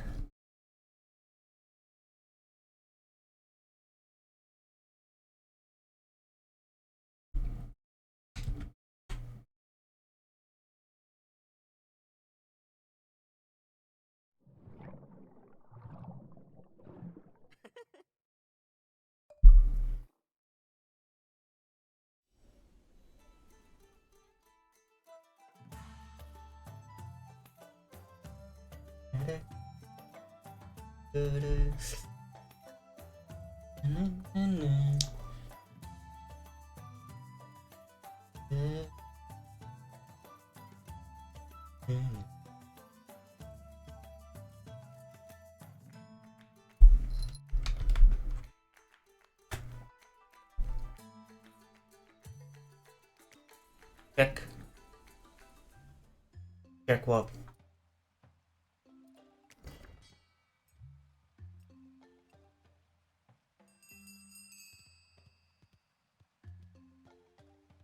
This is an interesting daily run. Where's Shadowpeck's dungeon? Oh, I'm sorry, you just missed it. You just missed it. This is Wildfrost.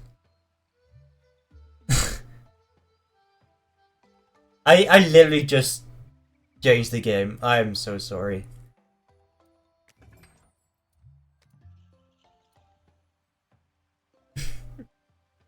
You win? No, I died to the crystal monster. Was 2 hour run, yeah. Well, a bit less than 2 hours.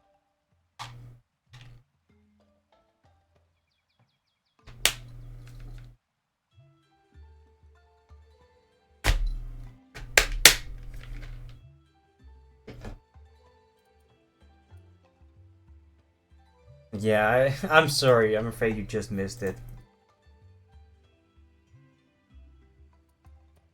It was a pretty fun run. We had some interesting synergies with a charmer, Staff of Charms. Maybe I'll catch it next time. Yeah, maybe. Thank you for follow. I'll it soon. Or stick around for Wildfrost. It's also a really fun game. Yeah, we had Charm. Stuff of Charming plus or Transfusion. I don't remember the name.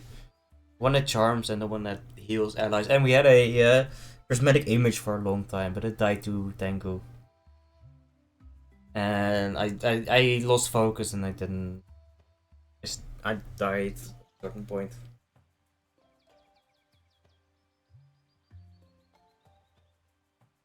Wildfrost, let's do this.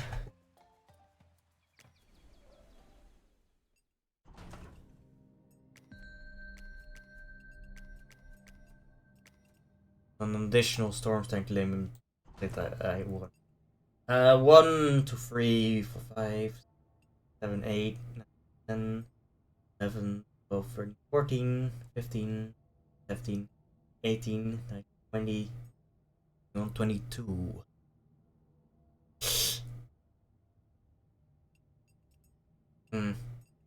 Bit of an awkward number.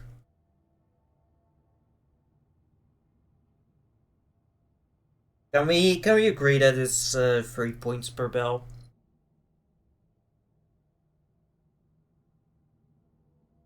Maybe the 10th one and the 20th one doesn't count. Or the 11th one and the 20th. No, the 10th and... I don't even have enough. So I think...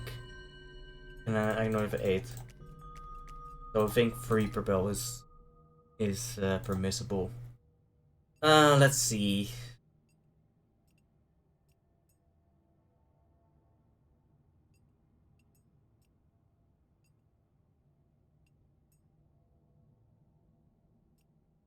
This one is doable.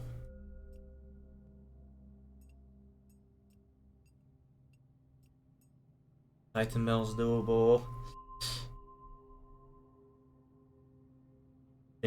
Bell's doable.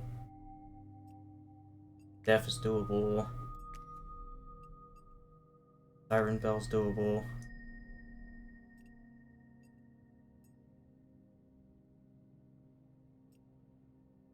Alright, let's Bunk Bell as well. Okay, we got 8. All out, I guess. Let's see what we have here. Voids on the Fellow. Heal. Backpack. Pie. Or one hit pie too. Man, that's really fun. But I think Wormwood or Snowfizz. I think Wormwood is a better shot. I'm more familiar with this tribe. I think this is better stats all around. So Heatbringer it is. Let's go. And because we have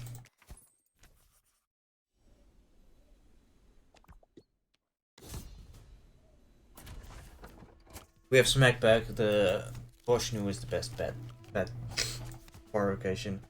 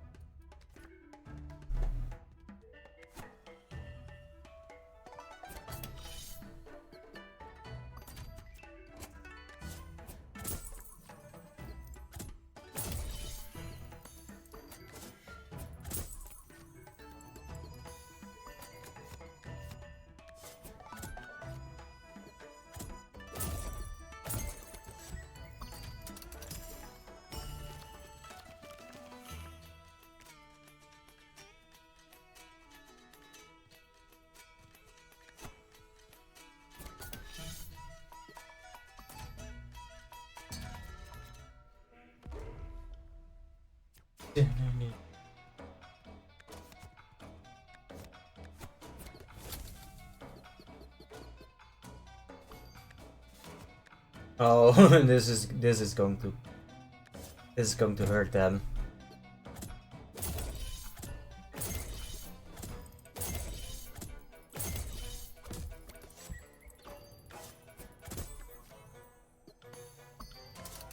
Boom! Get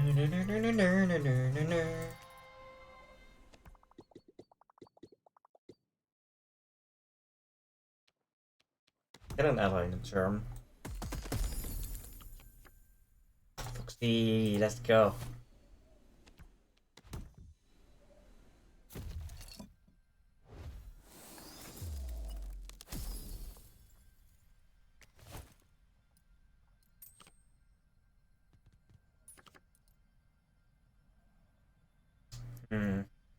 Not bad on Boshu. You don't really care about the damage of him. Everything is snowed. Ugh. You can be so good, but I don't really have much to work with you. Hit reply free shell. Pyra. Yeah, Pyra works really well with Foxy. Globberies. I think we'll wait with the charm. Maybe we'll find better to put on. Well. Yep. That's like the little spice. Carries the flaming lantern. It will make sense.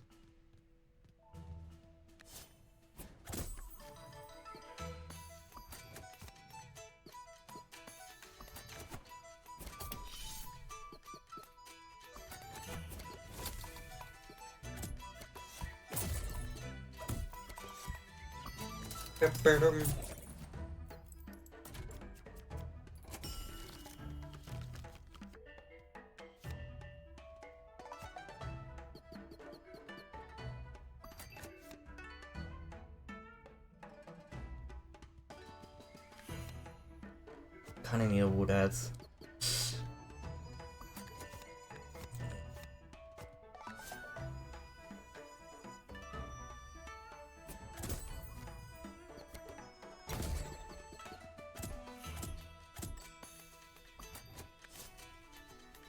Oh well, looks like we can't need some money. Better than dying again.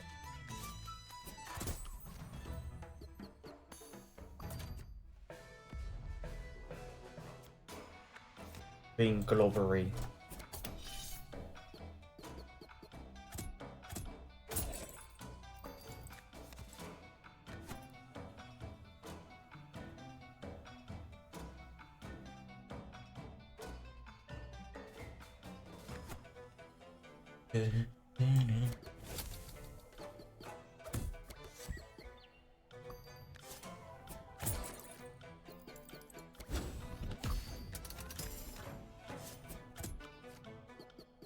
Boom, boom, boom!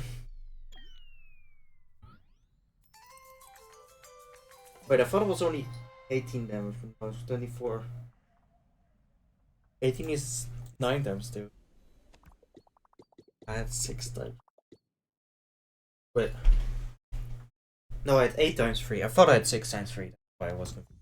I get it now.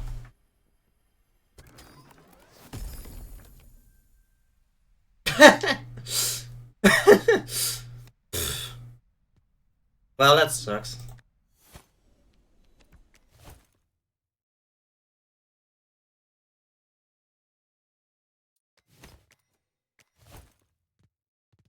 Oh no, wait, pirates.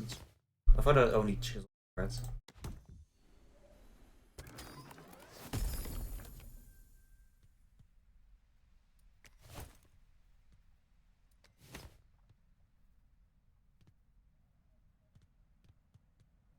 I want to try Stormburst Spirit. Frostbloom is just better. Better in this case.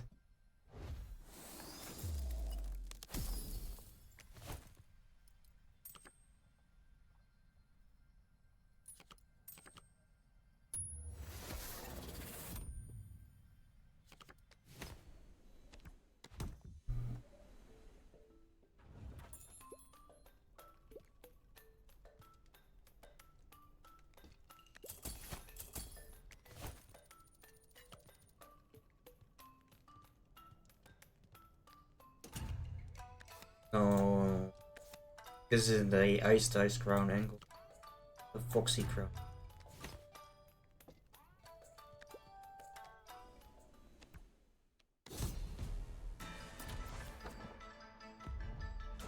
Is it just me or is the sound balanced?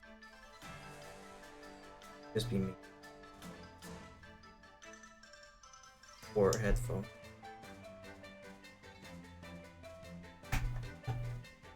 No, that made it worse.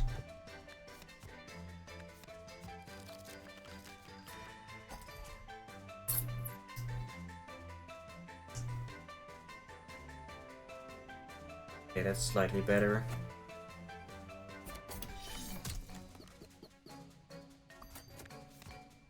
Price 1? Wait, what?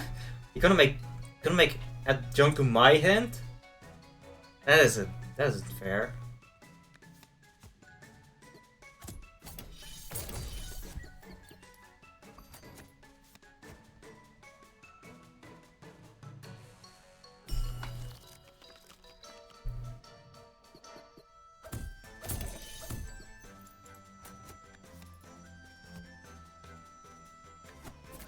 Get some snack. Bye bye. Enjoy snacky.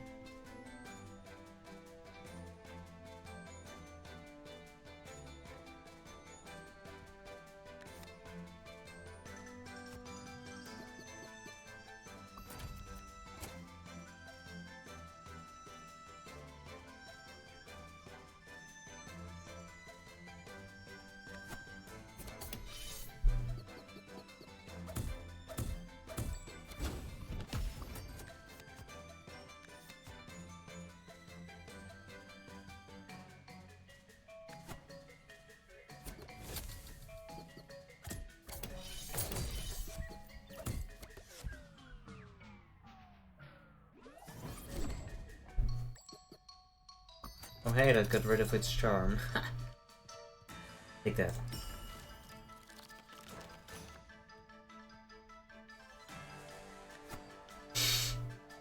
We could just kill him right now. Or we could draw out the battle and get more money.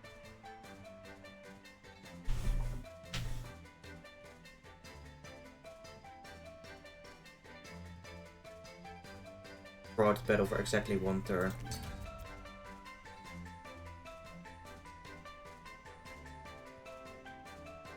Ah, won't be worth it. I thought the goblin was still there.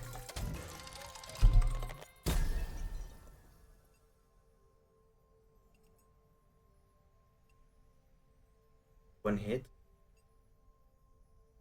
Son by 1. Oh.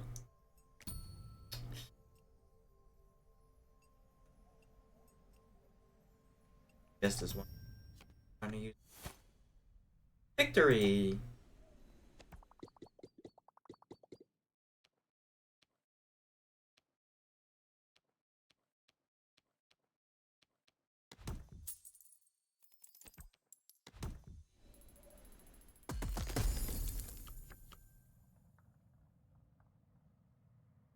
Alright, come here, Demona.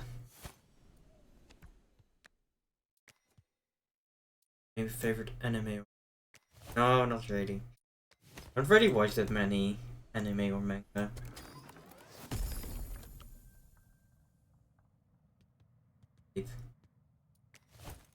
Now, maybe I'll come back to it.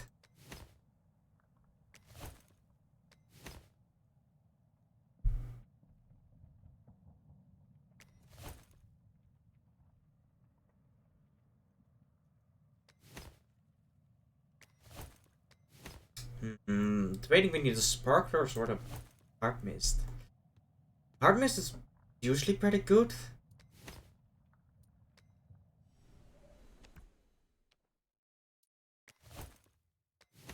I don't really care about hard mist. Okay. I spark better in that. Think of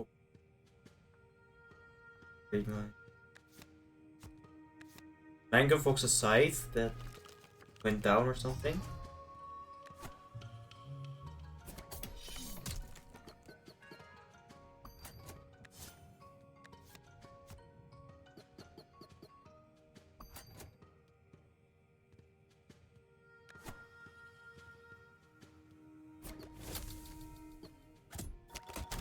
Boom.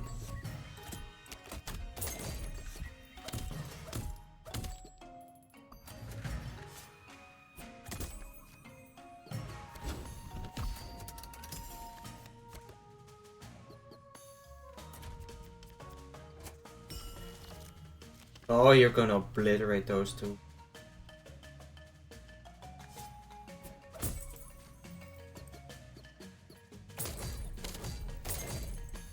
That's good, that's good.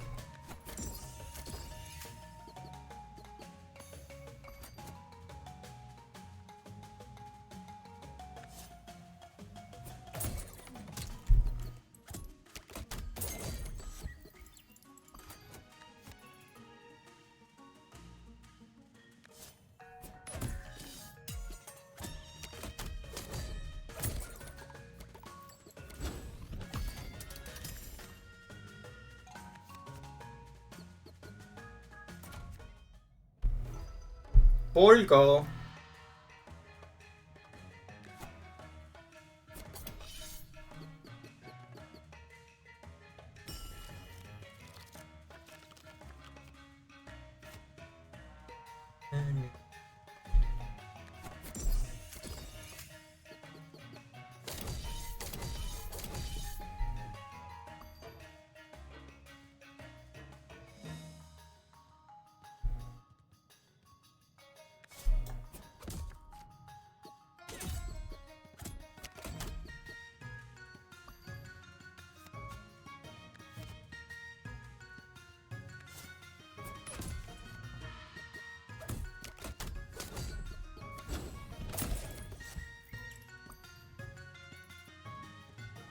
You're gonna die.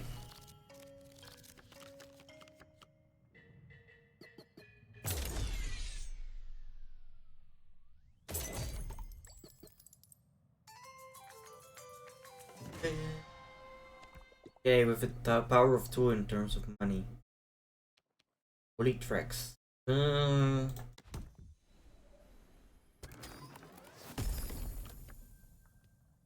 active. All allies retain spies. Oh. That's really good.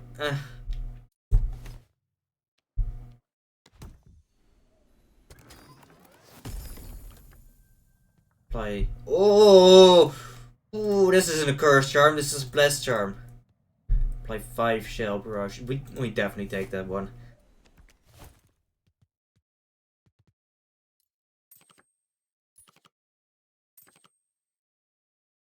I think we could give this to her. Attacks back twice.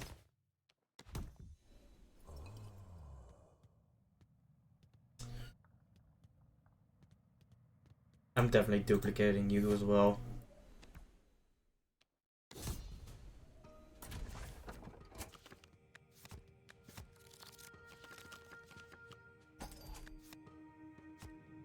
Oh wait, shit, we have our sparklers.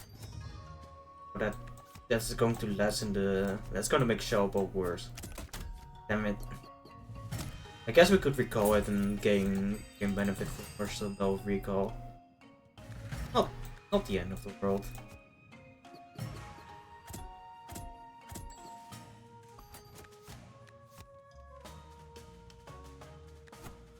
Thankfully.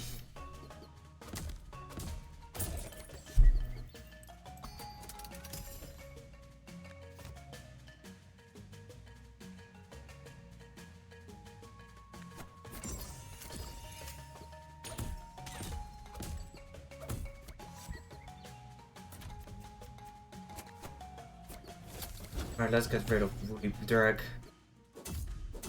ASAP. There we go. That's easy.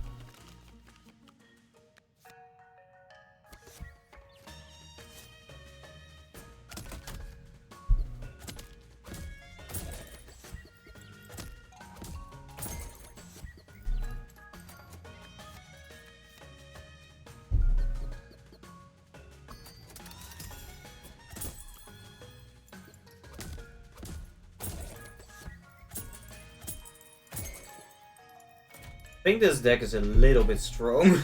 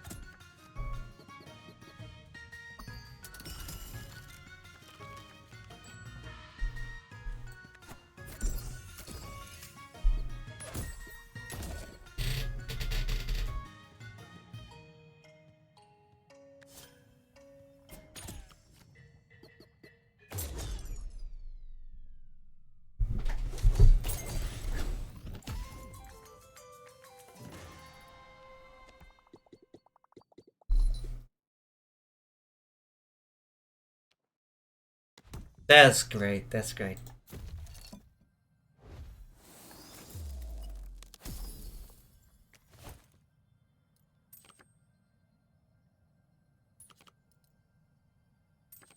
You can deal with Volcat, it, right?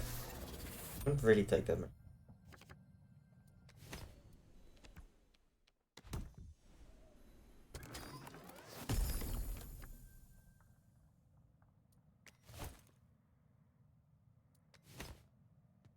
Play 2 pepper, yep. Vice rather. Icon is a pepper. Oh.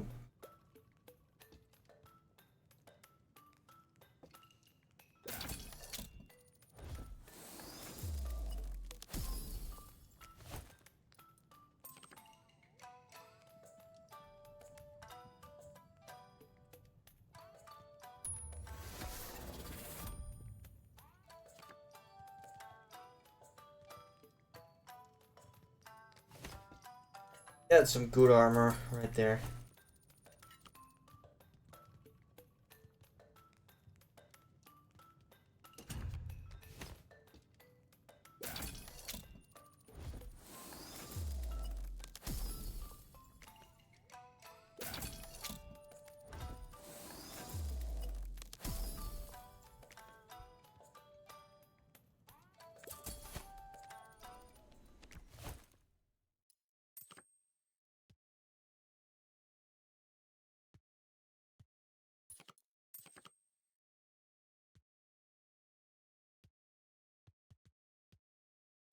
Foxy, quite weak.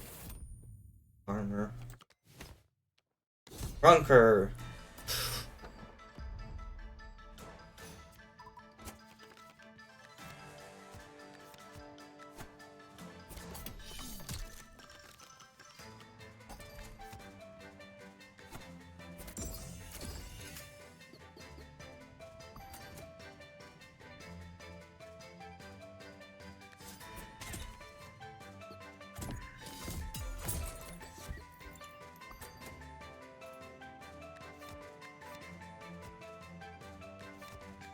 Let's get rid of a spike wall by snowing it.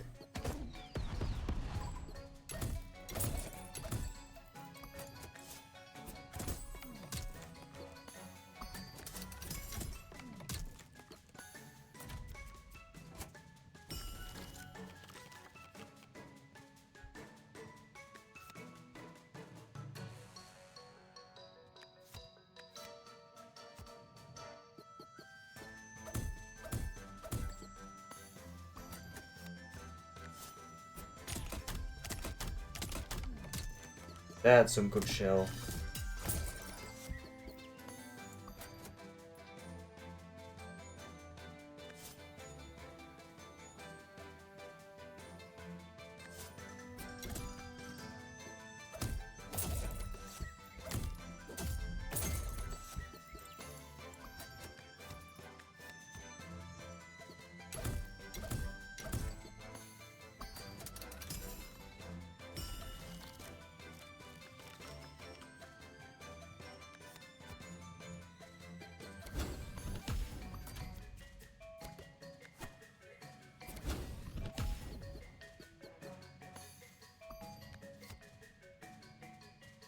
Oh, you think you can hurt me? I don't care, I have shell.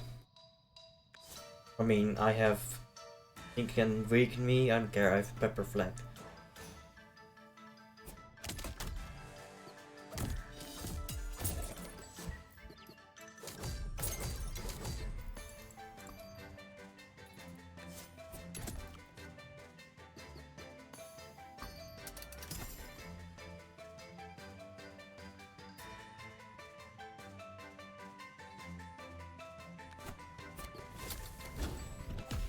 Oh no. Oh no, 17 damage, Foxy.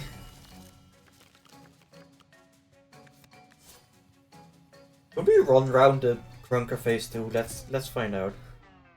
I think it's 50 health. Yeah.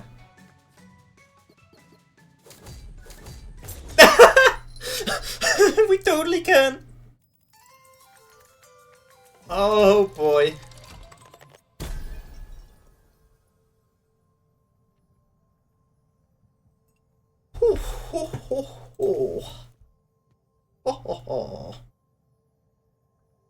We could add the Oma.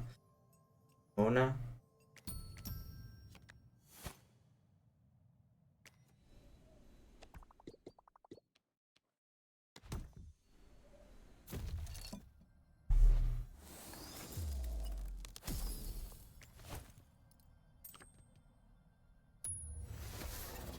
Like, this is probably never going to trigger, but if it does trigger.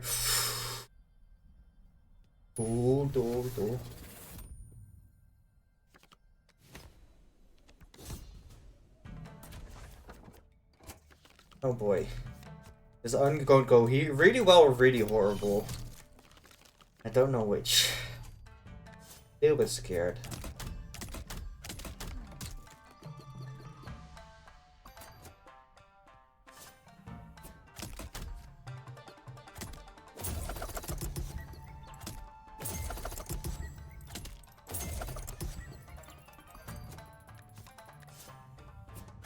Good thing we can just freeze you.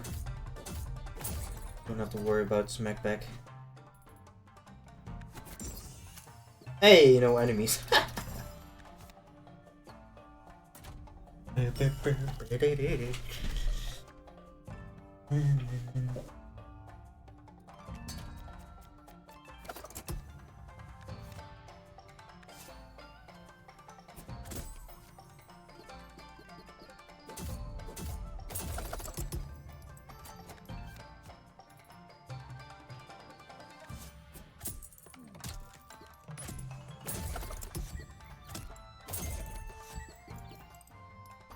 Okay, this is looks like it's going to go really well. Surprisingly.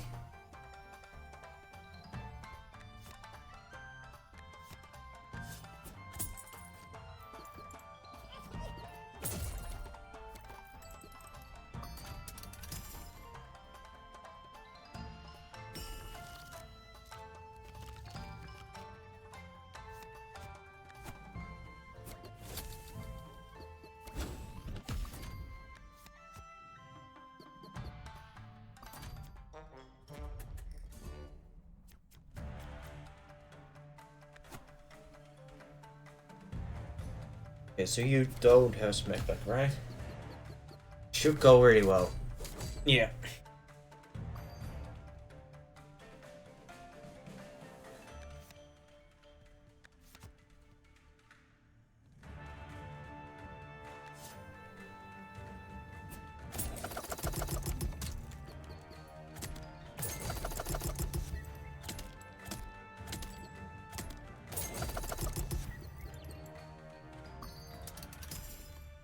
That's a bit scary.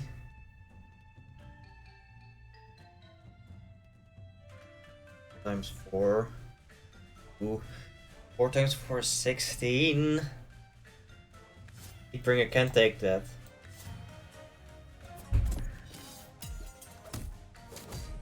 Alright, you smack back before the enemy continues attacking. Whew. That was close.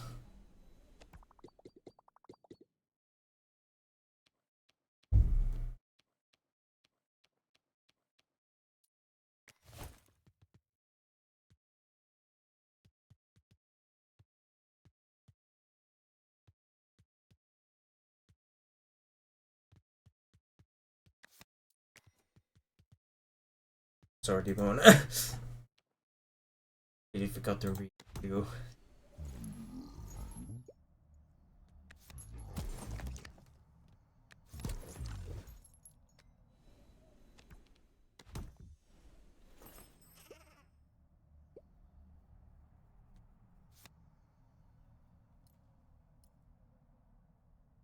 Wow, this is horrible. This is horrible.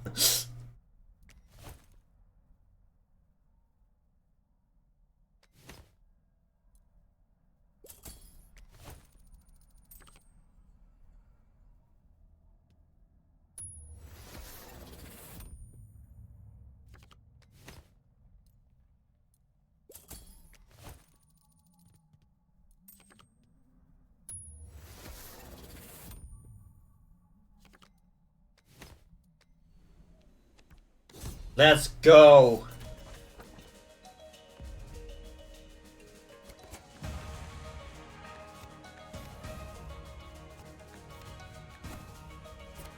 Okay, this team doesn't look too bad.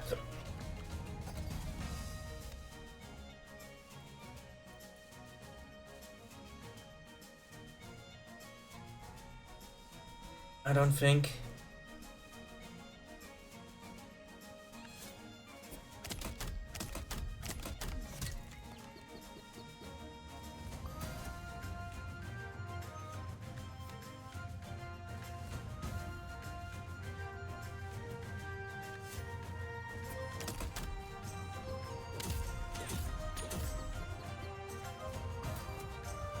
Okay, maybe it's a little bad.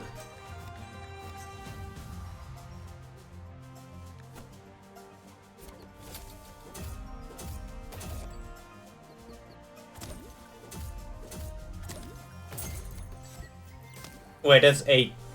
Boom. Oh no. I may have made a mistake.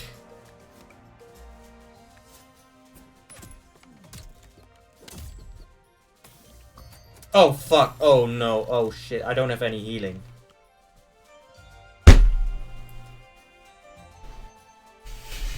Fuck! I did not read how much room he added. It must have been 4. Ugh. No! It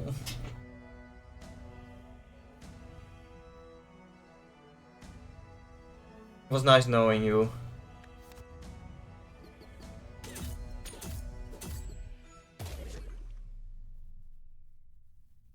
Ugh. So close!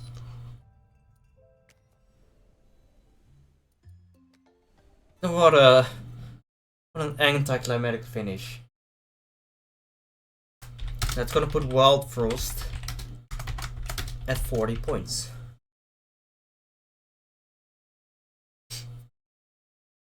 Alright, so this is my score table.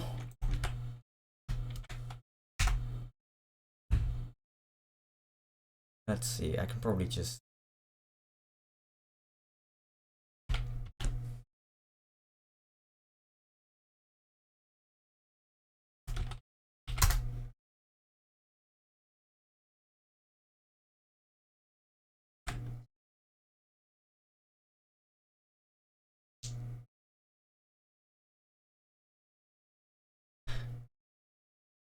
Alright.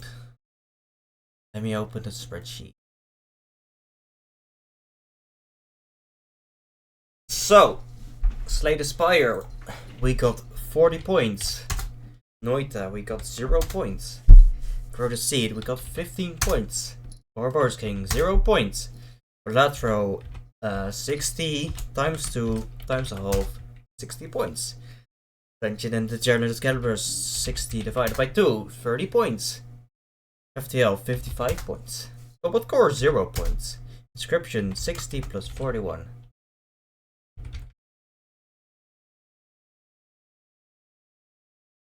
Equal 60 41. 60 plus 30. Fort is 8 points. Shotgun King 60 plus 20 times 2.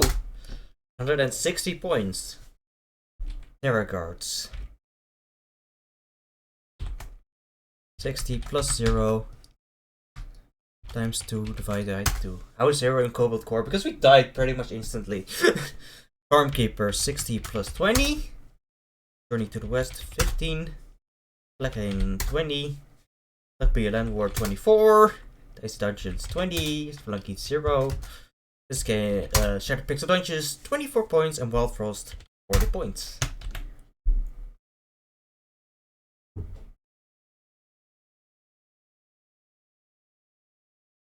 Meaning our grand total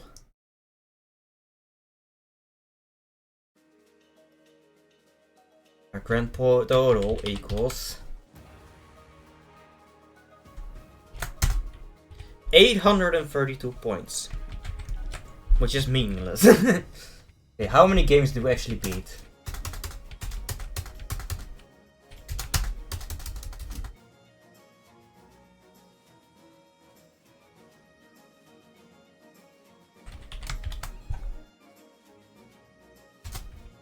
We beat 6 games, and we played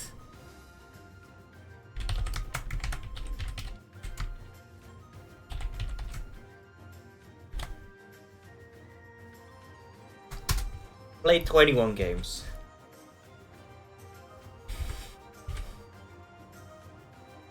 Meaning we've only completed 29% of the games we played. It's quite bad, I'll be honest. But yeah, this wasn't the best run I could have done.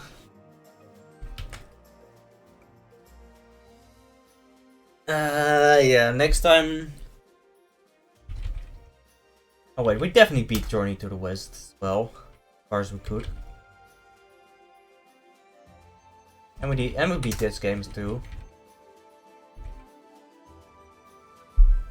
Never mind, we had 38%. I just looked at the score.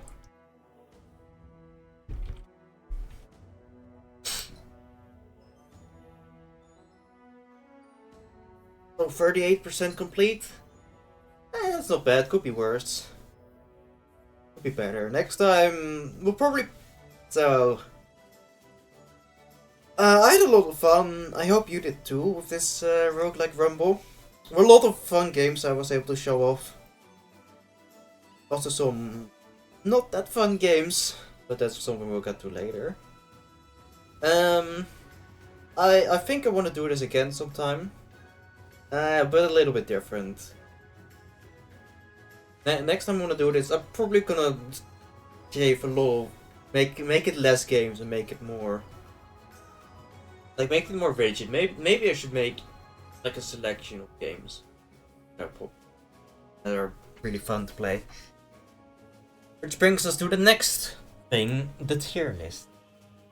So I've set up this spreadsheet for a tier list, and we're gonna fill it in right now. So I've got some images for the games, and yeah, let's get the tier list up.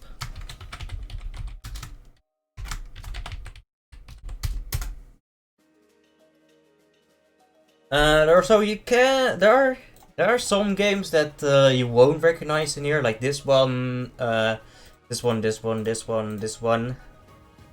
Those are games I've played in my own time, and for one reason or another couldn't make it to the Roguelike Rumble. There are some games I've played before on stream, but not in the Roguelike Rumble, like Undermine and Potionomics.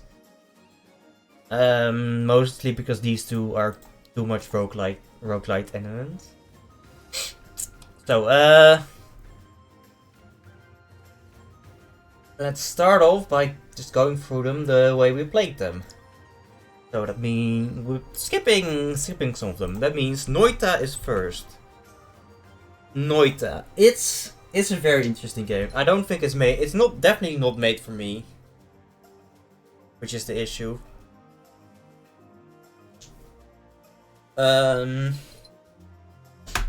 I can see why people like it. I'm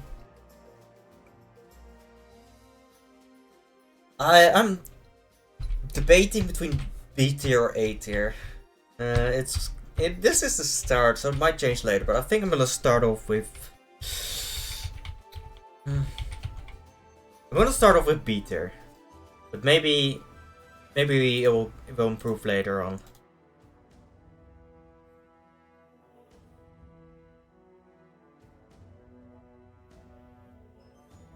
I'll put it on A tier later on. Then next up, we have Cobalt Core, represented by our rigs here. Cobalt Core, whereas Noita is too hard, I feel like Cobalt Core is too. I've already said this before. The music is too loud in my ears. So Cobalt Core.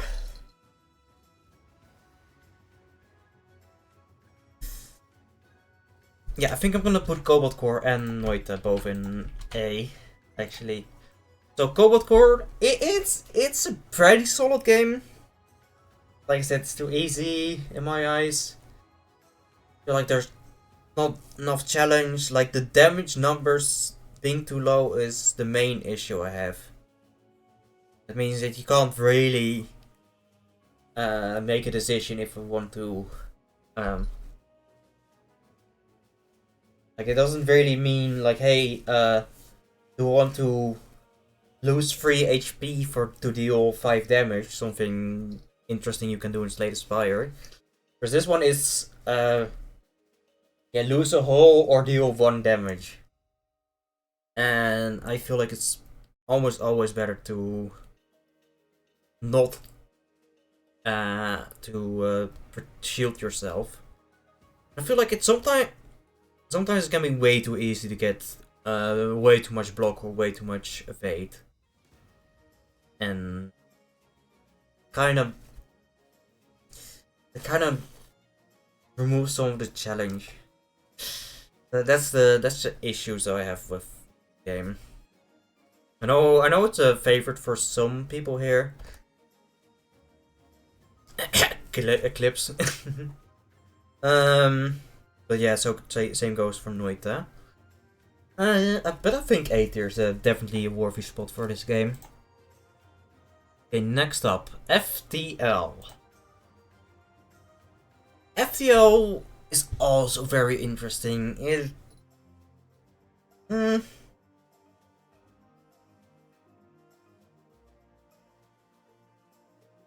I think I want to name this one A- and this one A+. And put FTL in here, but Noita and Cobalt Core in here.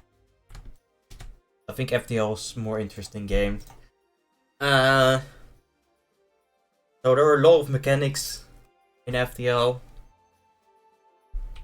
A lot of ways to deal with enemies. Sometimes it's really hit or miss though. Yeah, on like second thought, you're going in A- tier. Just feels like some of the weapons aren't able to be used to their full potential. Feels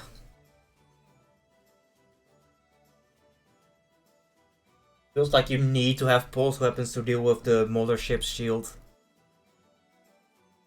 In addition to that, I feel like mothership is too much of an end game boss, because it really severely spikes during the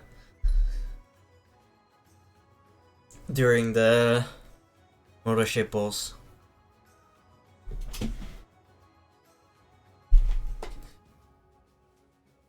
It's essence of roguelike, yeah, that's true.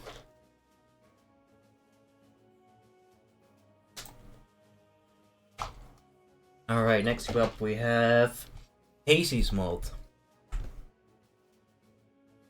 So Inscription is a really fun game, but it doesn't work as a roguelike.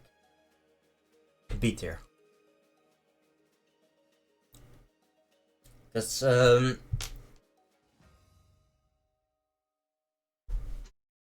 Hazy's mod is based on Act 1 of Inscription. But the actual Act 1, the game wants you to beat it. And the way the game makes you beat it is by creating broken combos.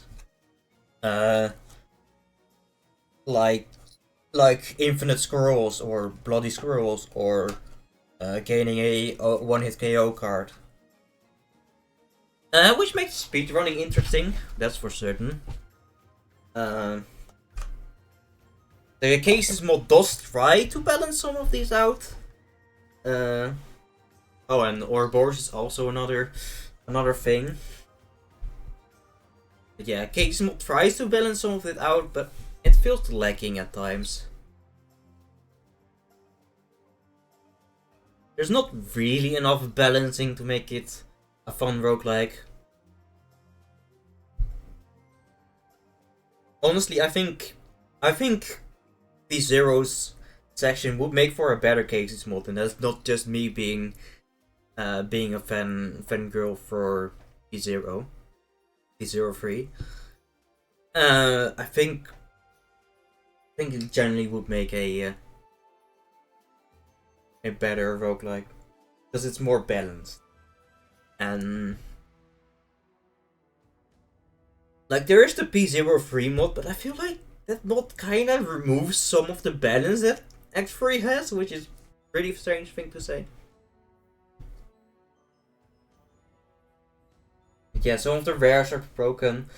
Like the hardest challenge in the game is also a thing I have issue with. The fact that Basically, it boils down to can you get the right items to defeat the Wolf Wrestlies, rather than can you build a strong enough deck to face off against a strong adversary. It feels a bit too much like you need to exploit the game rather than you need to beat the game. Which is why I only beat here. The atmosphere is really good. Again, not as good as the P03 Factory atmosphere, but most people prefer Act 1 for some reason, so that's what we get. No,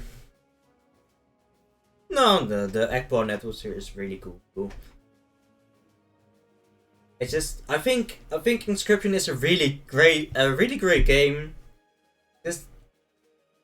There's too many issues for it to be a really good roguelike. This is going to be my final verdict. And then there's Balatro. Balatro was a really fun game. It was really nice to make the deck, to like find combos, find really good synergies. And I think I probably would have put it in A+ tier. The keyword here is would have. Because it's come to my attention that the developers removed the demo from Steam. Which I think is a really, really awful move. And something I definitely do not agree with.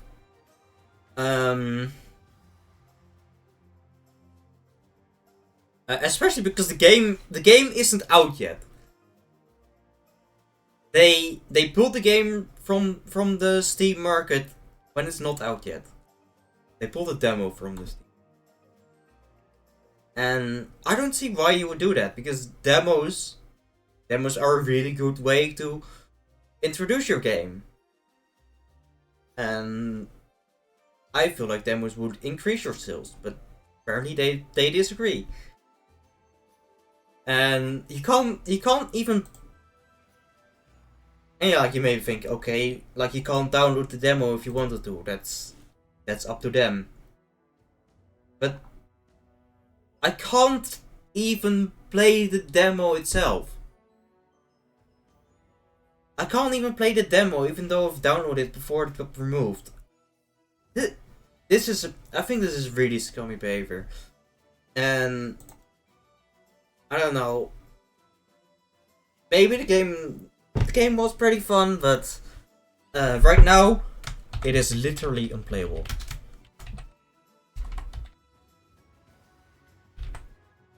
And like previously, I thought I really wanted to buy the game, but I'm not really so certain anymore if I want to buy the game anymore because of this move.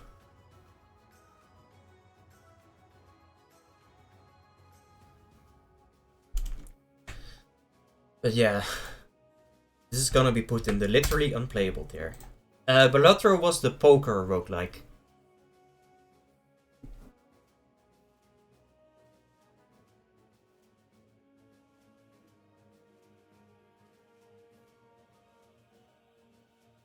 One where you had to make houses stuff. Hello, actually, Aptaro. Hello. Alright, what do we have next? Dungeons and Degenerate Gamblers.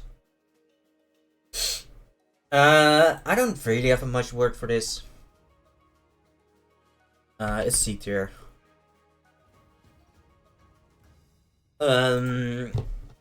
So let me actually enlighten the tiers. So S tier, top 3, that should be self-explanatory. S tier, so one of the best, highly recommend replaying even after beating everything.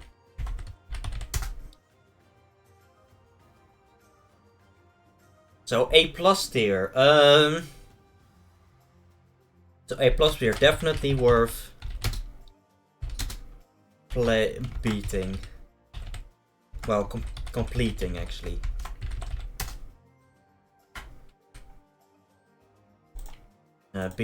Completing, like beating all the difficulties and stuff.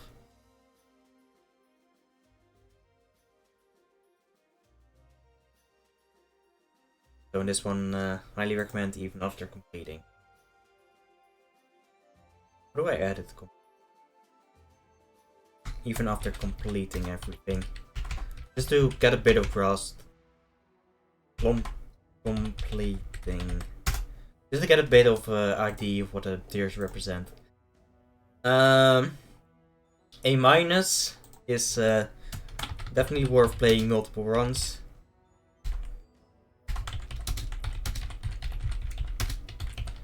But completing it may not be the most enjoyable. And by that metric, definitely Exception would be fall in there for fun for multiple runs, but not worth completing. Yeah, because of the Skullstorm difficulty. Then B tier would be. Oh, we're gonna call this one A tier, and this one B tier. I'm gonna go back to the original.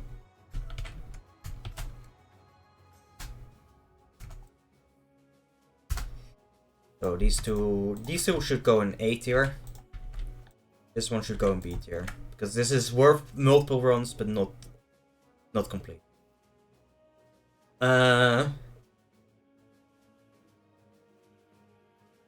C rank, worth playing a couple rounds,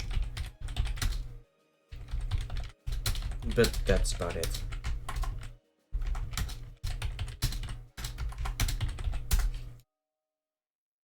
And D rank is worth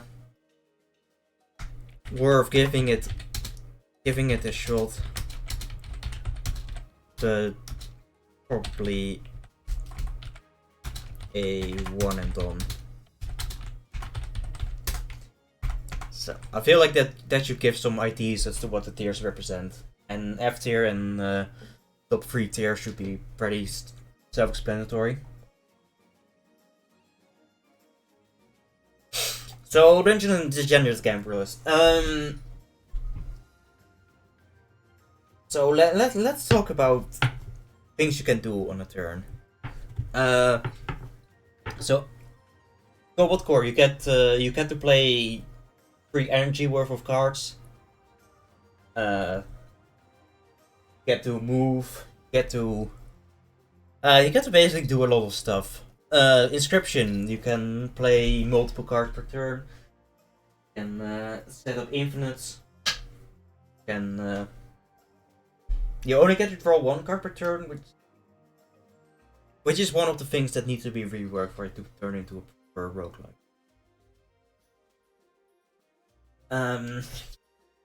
But I don't know. I'm sorry.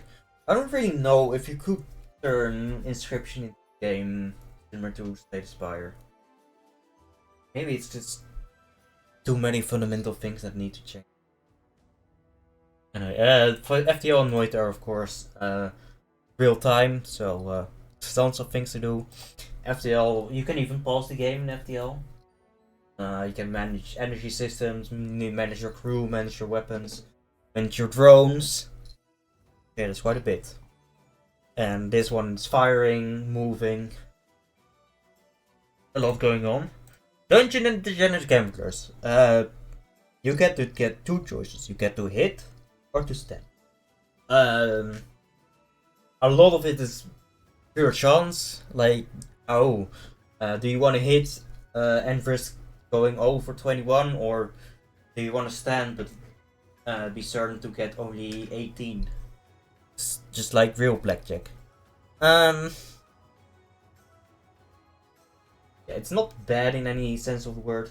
There's also a lot of balancing issues in that the cards you start with are actually bad sometimes, and they're way too powerful cards, which basically like your deck with. And almost all cards are powerful. Yeah, there's just not a lot going on in this game. Not a lot that makes it really worth playing. So yeah, I think that's enough about that game. Next up is Grow the Seed. Another D tier game. It's a neat concept that it's too rough around the edges. You can tell it's in early access. I like the concept and no pun intended, but I'd love to see the game grow. But as it currently is, I don't think it's worth playing multiple times. Like one time can be pretty fun, but there's not a lot of interesting things going on with this game that make it worth multiple times. Very unfinished game, yeah, exactly.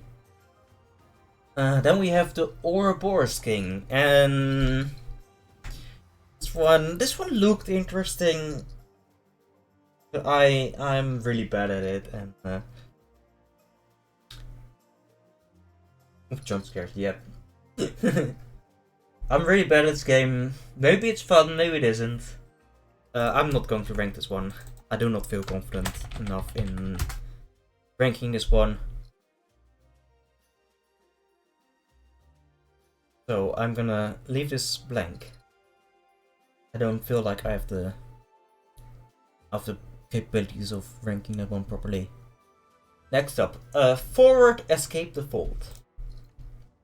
So one issue I had with Dungeons and Gamblers is the lack of action on your part. This game also has the same issue. You only have 3, sometimes even 2 options. Do you want to go forward, left, or right? That being said, it's C tier. The game is very snappy, if that makes sense. Like if you set up the controls correctly, you can play through the game pretty quickly. Which you can't really with Dungeons and Gamblers. It's definitely very much luck based, which is why it's not higher than C tier. But it has some fun concepts like you can also do the mana attack. There's very much a risk reward thing going on. Yeah, I wasn't really able to showcase it, but you can.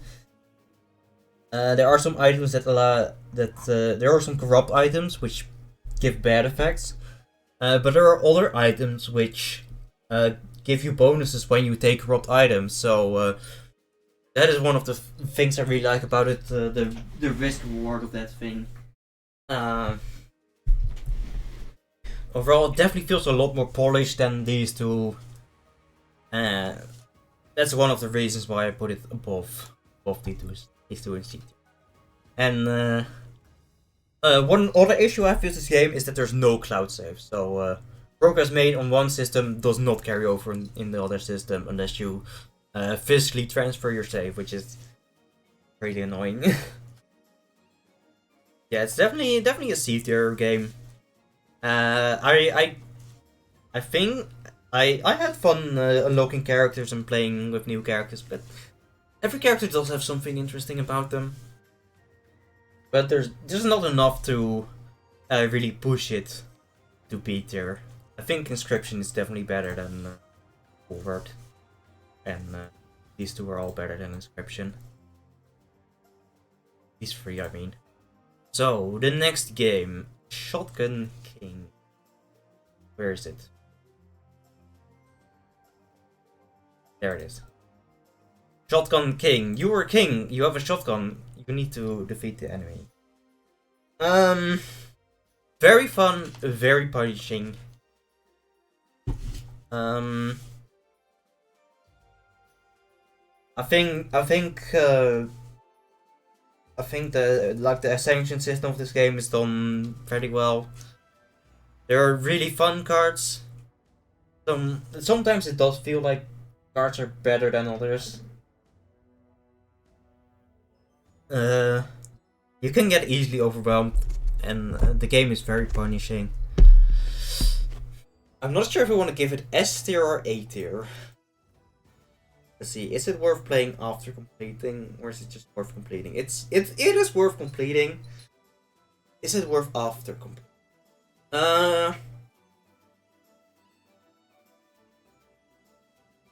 I'm gonna put it in S tier for now. I might change that later though.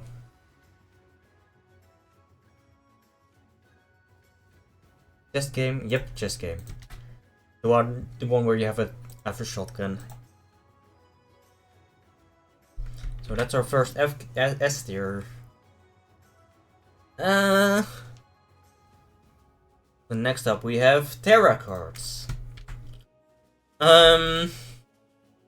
Terra cards is a very fun game.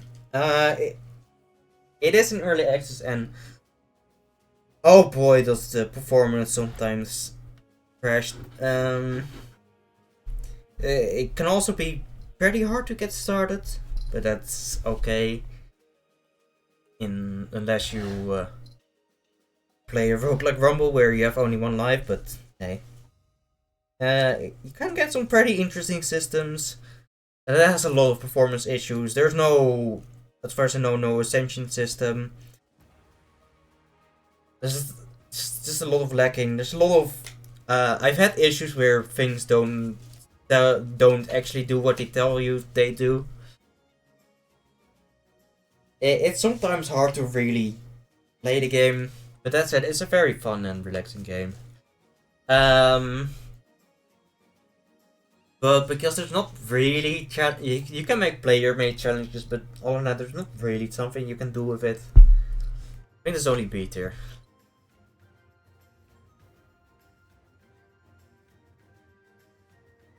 And next up we have Farm Keeper, which is like similar to Terra cards but worse. I don't really have much to say about this. Doesn't feel as balanced. I think C tier, definitely it. Next up, we have Journey to the West. I've played the demo a few times. I've had some fun with it. It's definitely inspired. It's sometimes more difficult to read the card text. But the Eastern influences are pretty cool. I haven't played the full game yet. Maybe I will one day. And until I've played the full game, I'm gonna not rank it. I don't feel comfortable ranking it until I've played the full game. Luck be a landlord. This one. I've completed this game to completion. It feels very random. It's just like Dungeons and Dragons Gamblers. There's not really that much you can do in the game.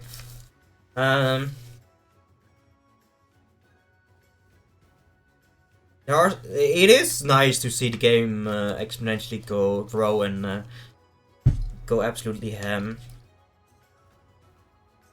But it's not something I really enjoy playing often. Yeah, I think it's on the same rank as Forward. C tier. Next up, we have Packlin. Packlin, the Packle roguelike. I think that's pretty self-explanatory in S tier. It's a lot of fun. I'm really bad at it.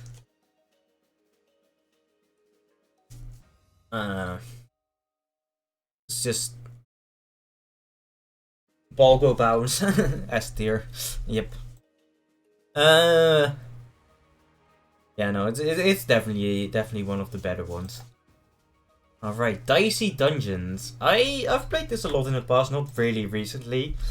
Just some fun challenges. I had a lot of fun with different languages, but that's What was my score for Dice Dungeons? I completed that, right? No, I didn't. Oh no, I didn't, and then I played another run which I beat. That's right. It has a lot of soul into it. I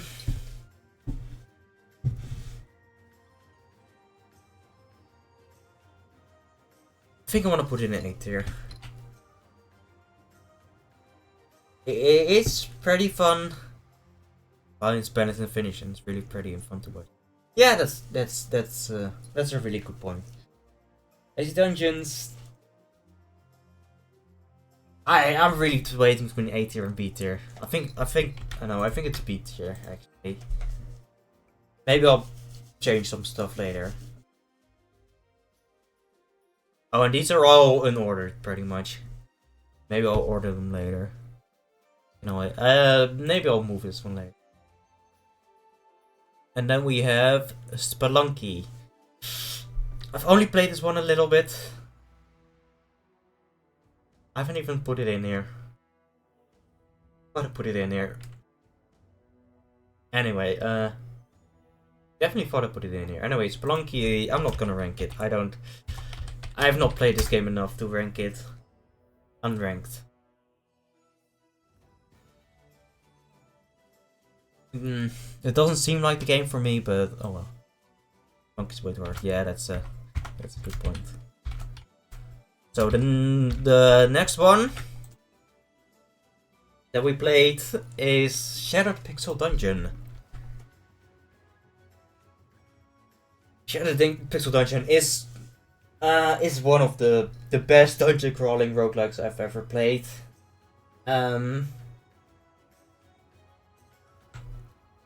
And I've played quite a bit.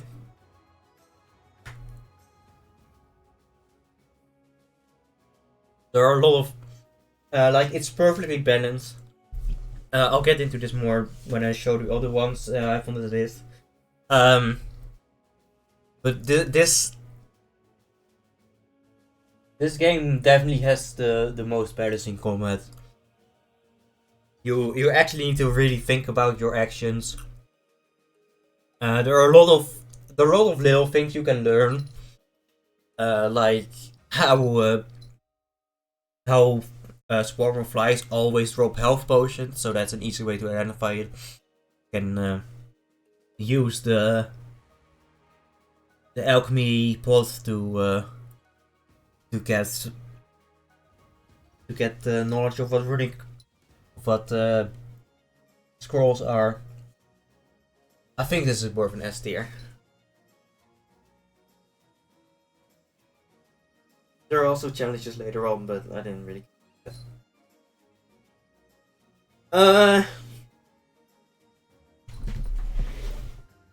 5 characters, and it's constantly getting updated. And furthermore, it's free on mobile. Definitely really a highlight. Alright, now we're going to get into some games that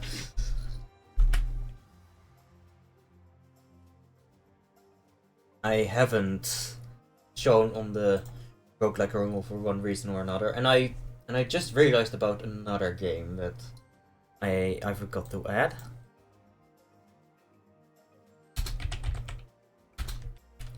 So let me get a picture of that.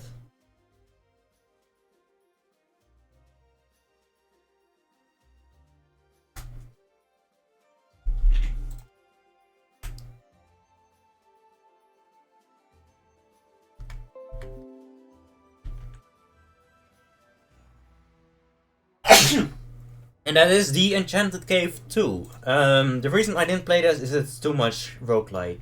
Too much roguelite element. How do I not fit you to sell? Oh, I need to anchor you to sell. Then I can fit to sell. So yeah, this is too much of a roguelite to fit in the theming of the Roguelike Rumble. It's been a long time since I played this game, so I can't really remember. But I think it was Mm.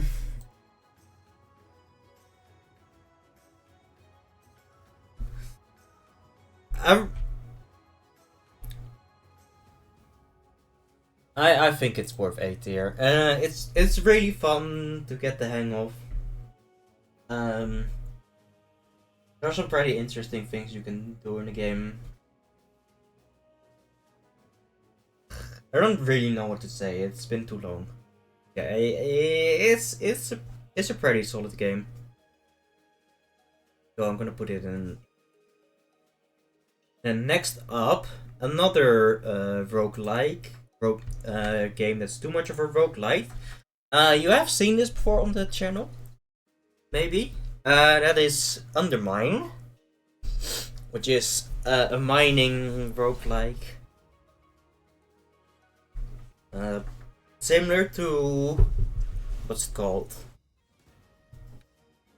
Binding of Isaac, those kinds of games.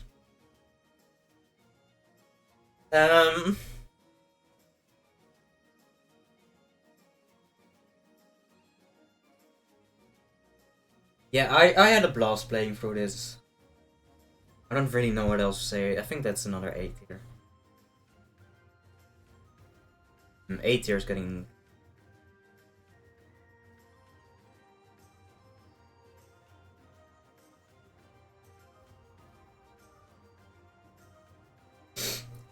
Yeah, Undermine, the mining game.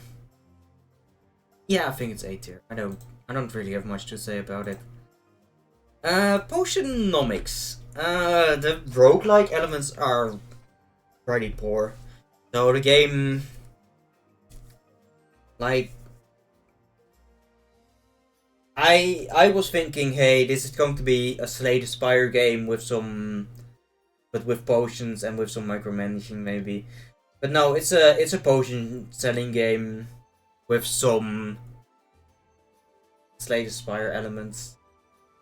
And it wasn't really what I hoped for. But it's not a bad game. The dating sim's really something I care about, but it's decent enough, I guess. There are a lot of things in this game that annoy me, however. I think it's C tier. Game just doesn't really capture my interest. I think I wanted to. I think I wanted to beat the game, but it's not. Yeah, compared to this game, I think C tier is the best spot for it.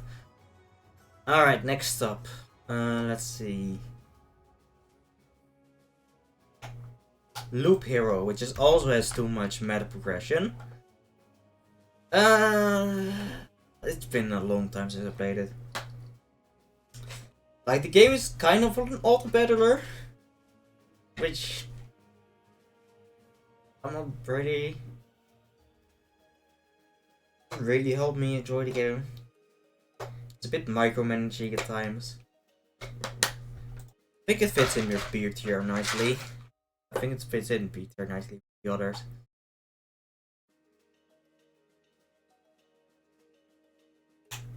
Next up, Across the Obelisk. I didn't play this on the Roguelike Rumble. That's because this is an F tier game. I did not enjoy my time playing this game. I've tried it twice. It's a multiplayer game, so I tried it once single player, tried it once multiplayer. Both of them weren't enjoyable. I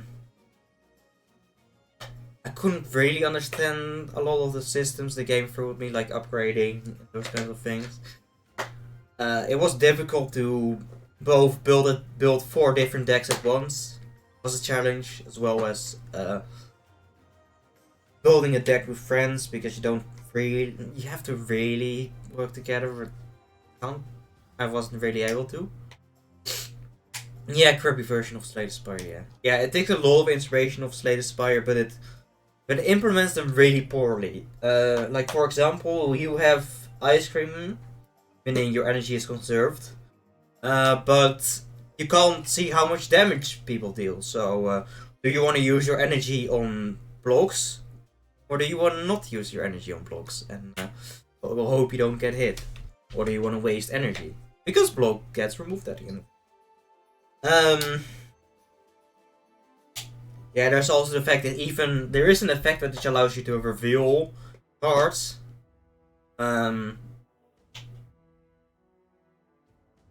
But still, a lot of cards are like hit a random target, which like it's fine if it's a some card, but when the enemy has it and when you need to block each member specifically, then just it really feels that everything Slay the Spire did, it implemented it the worst way possible. I think that game definitely deserved the F tier. I did not have a fun time with the game.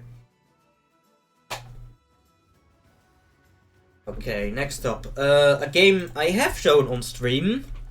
The reason this is not in the Roguelike Rumble is because I bought it way later when I started the Roguelike Rumble, and I didn't want to include it in the Roguelike Rumble because I already felt like I had it. And that is One Step from Eden. So this game, you need to play this game. So the first few rounds of this game are really overwhelming, and yeah, it's kind of hard to follow what's going on, or at least I had that issue.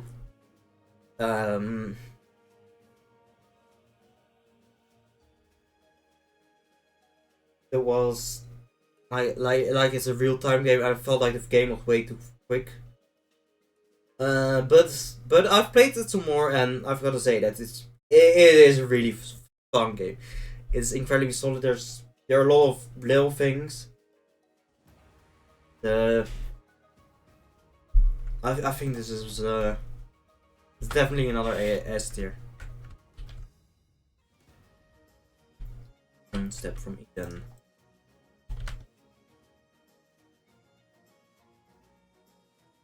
I had a ton of fun with this game. You definitely need to get some invest some time into learning the game, but once you do, this is definitely worth it. It's a little bit hard to follow maybe if you watched on stream.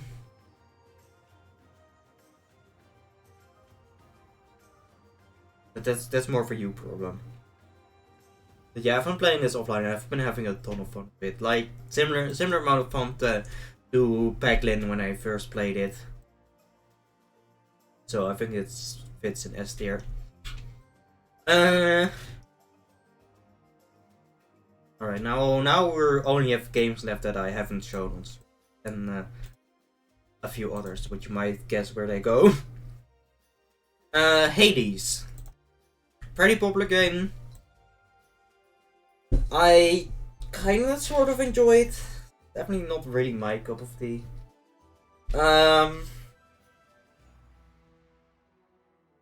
If I have to compare it with everything that's on here,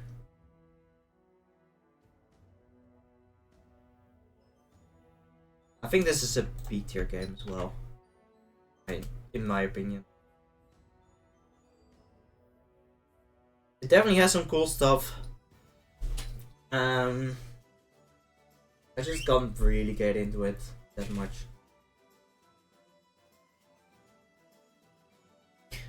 Next up, Die in the Dungeon Origins. This is a demo for another game, Die in the Dungeons, that's not out yet.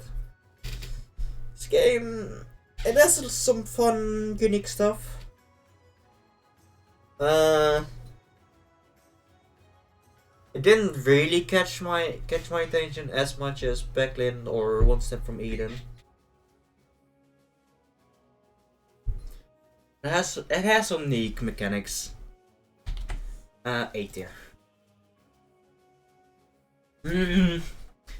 Well, maybe the actual game is going to be A tier, but this is going to be B tier because the demo is very limited. It's only one act. A lot of the encounters are the same. The boss is always guaranteed to be the same. It definitely has a lot of fun ideas, and I'm interested to see where it goes. And I think the full version of the game would definitely be A tier and might even be S tier.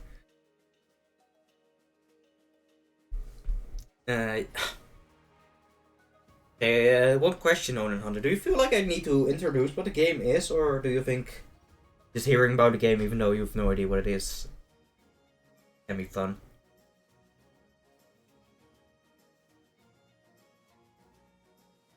Yeah, in this game, you need to... Which one? Like any game, basically. Die in the Dungeon. It's a free game, and if you want to try it out, then free. Yeah, you need to roll. You have some attack dice, some block dice, and some other kind of dice. You roll those, and you play. You can play a couple on the board. I definitely recommend checking it out.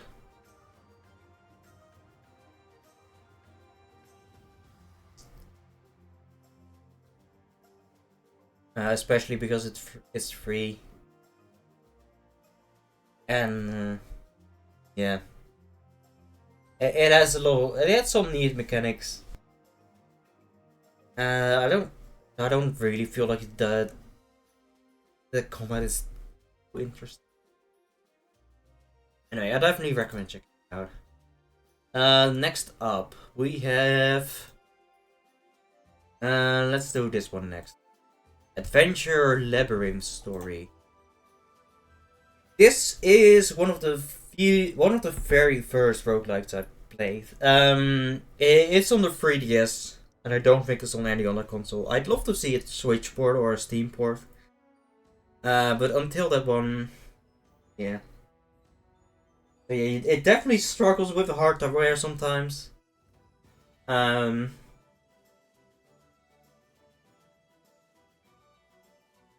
Yeah, it is similar to Shattered Pixel Dungeon, but the combat is just a lot of attacking back and forth, without much thought. Whereas Shattered Pixel Dungeon has a lot of mechanics that make attacking interesting, and and sometimes it's just hitting the enemy, and then the enemy hits you, and then you hit the enemy. But that's mostly a problem in the early game. And even then, the combat is balanced and never feels like you're too powerful or you're too weak. Which is something that the next two games, Adventure Bar Labyrinth Story or Adventure Bar Labyrinth, whatever, struggles with. I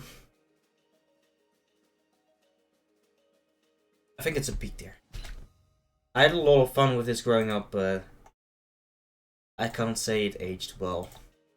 I've definitely played it again lately, and I had a ton of fun with it again. It's a bit hard. It's a bit inaccessible because of the hardware, which is a shame. It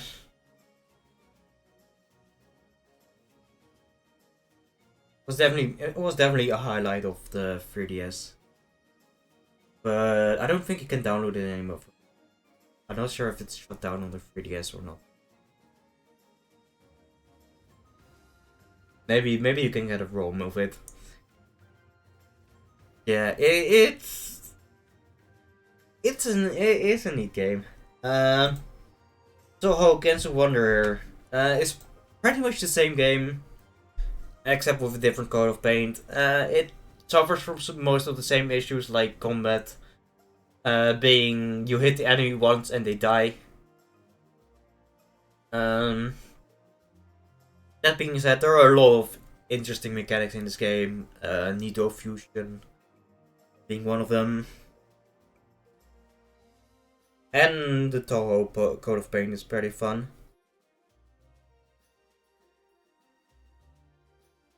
Like, part of me wants to put it in A tier, but I don't really know. I don't know if it's nostalgia or not, but I don't know if I want to put it above Adventure Labyrinth Story.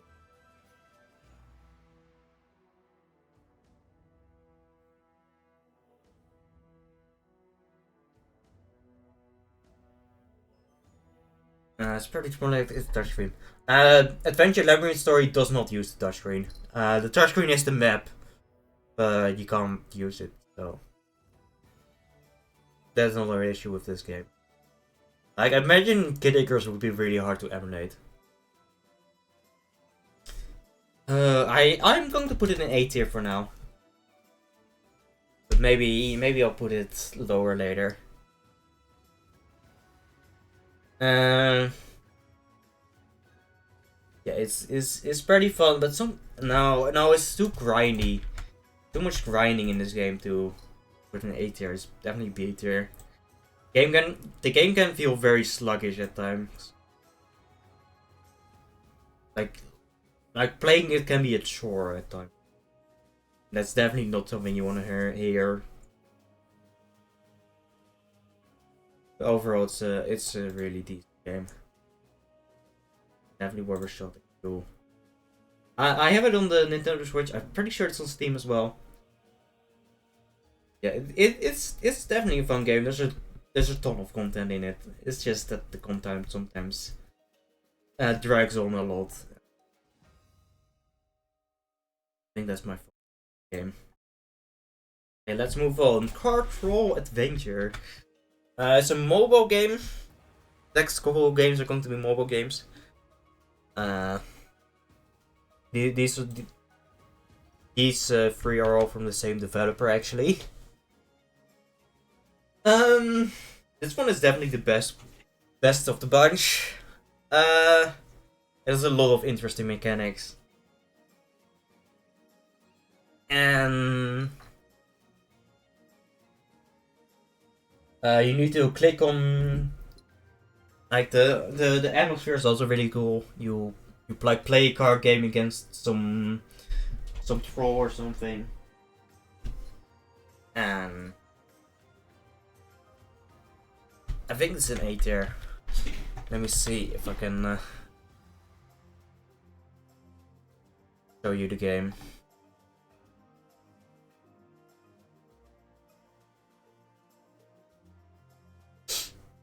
Yeah, this picture, very good representation.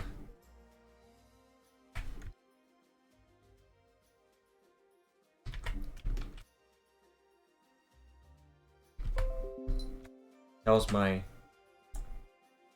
Why am I not?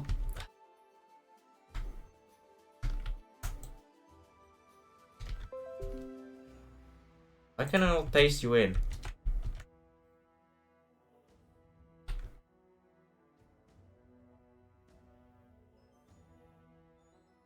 Paste you in last time.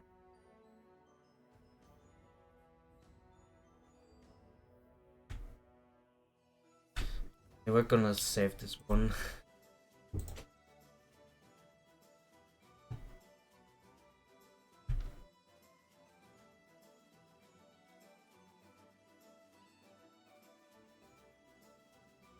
doesn't show anything. Oh, it doesn't even show up. So it looks like this. Oh, that's too much.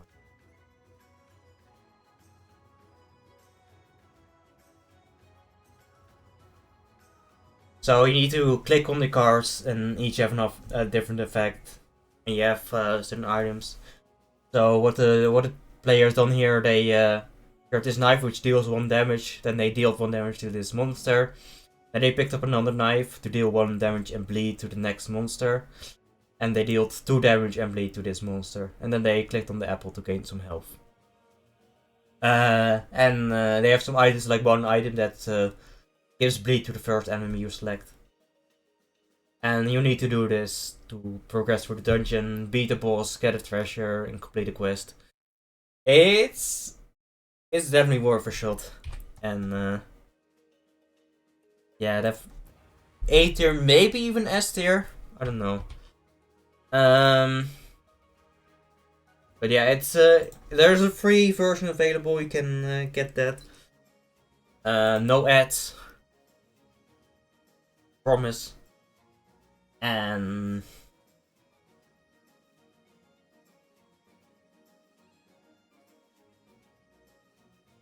yeah, it's available on Google Play and on Steam apparently. Yeah, it's a pretty neat game. Definitely a lot of fun. Definitely A tier. Next one, Card Troll. This is it is fun a couple times, but it gets stale after a while. This is a lot of luck, I think. Card Thief, same developer. Also a C tier. Card Troll Adventure is definitely worth checking out. But these two, you can try the free version, but I don't really think like it's worth upgrading to premium, which unlocks more content. This one is a Slay the Spire clone. You can play for free with a ton of adverts on your phone. You can. There are a ton of points where it's too obvious that it's a clone of Slay the Spire, and that it really holds the game back. It has some interesting visuals. Since Slay the Spire is a ton of clones, yeah. This is definitely one worth checking out. It's yeah, I think it's the same level as Sneak. Maybe these three should go in A tier. I don't know, or B tier rather. I'll take a look at it later. And I think that's all of them, apart from these three. And well, would you look at that? There's 3 spots available in the top 3. So first we have the number 3 game, Alina of the Arena. Alina of the Arena is a really fun game. I've enjoyed a ton of it. There was a moment where the game felt like it was way too long, and I just got bored of them midway. But yeah, there are some issues I have with this game, and that's why it's number 3 and not higher. There's only one character, and well, this character does have 8 starting kits. Those starting kits don't really matter in the end game. What's the difference about them is your starting relic, what your strikes and defense have as extra, and and 2 bonus cards, and sometimes even less. And it just feels like a lot of games are the same. Something else that bothers that is that makes the games feel the same is the fact that it's only 3 bosses. No, only 2 bosses per act. I think 3 to 5 bosses is the golden zone. 2 bosses is too many, but 6 bosses. No, 2 bosses is too few, but 6 is too many. But yeah, you've seen me play this before, and man, that ending really got me too.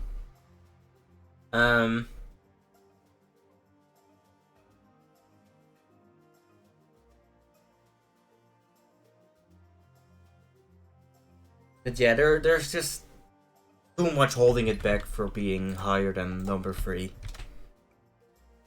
And now we have Wildfrost versus Slay the Spire. Which one is number 1? Which one is number 2? So, Slay the Spire. Slay the Spire is a really fun game. 4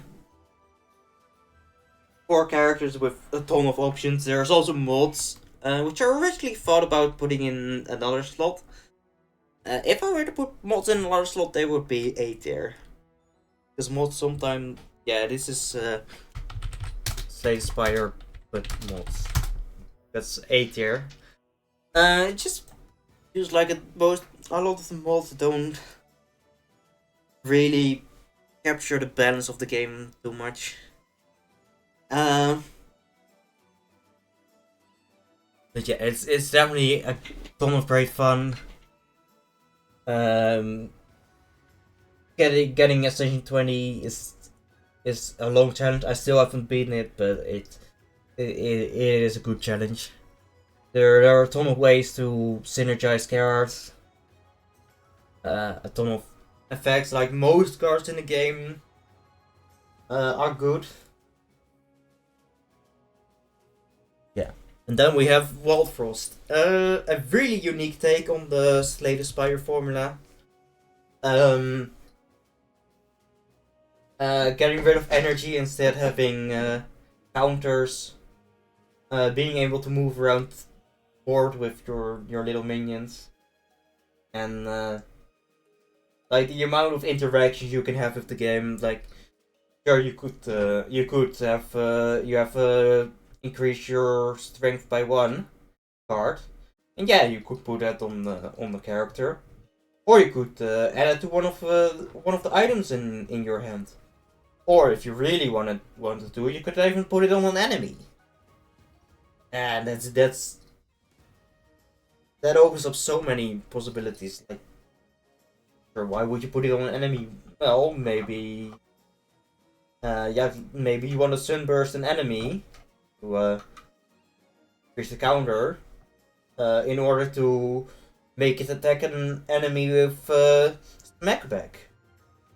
Or you could put it on the woolly drag to have him attack without potentially eating something that has barrage. There are a ton of combos you can do in the game. Like a lot of person in this game, that the game is too hard, or that some of the cards are unbalanced and that you always pick up one card over another. And I can definitely see some cards being stronger than others. I think Slay the Spire also has that issue, where some cards are objectively better than others. But I don't really notice that too much. I frequently choose different options. And sometimes I feel like, hey, this card is really good but doesn't work with my deck, or this card is really bad but it works really well with my deck. And like other frustrations, the game is too hard, which I kind of disagree. There are definitely some. The game is very punishing, like how you see it. Like I made one simple mistake and then my entire run was gone. But that's also really a strength of the game, is to put you on edge. Where like Slay the Spire, you can make compound mistakes, you can make a few mistakes, but with Wildfrost, one mistake can be fatal. But the game kind of balances the out by being pretty.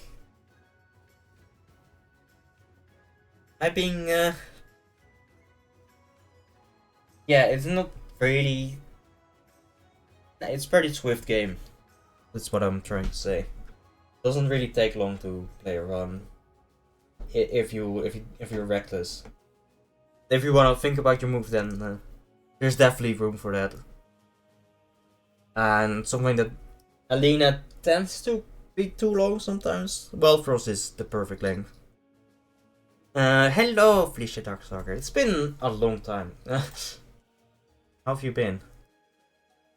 But yeah, my final verdict. Wildfrost versus Slay the Spire. Which one is better? I'm gonna put Wildfrost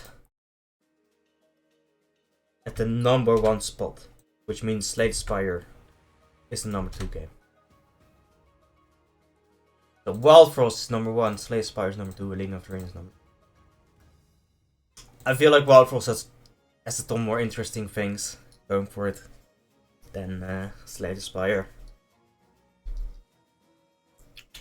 Alright, am I satisfied with this? No. Since gave your beat there. And other changes I want to make. I feel like I need to put something in D tier. I think this one is just too challenging. I think this one, the card crawl is better than Steve. Maybe put something in S tier and something in A tier from B tier. Something in S tier for.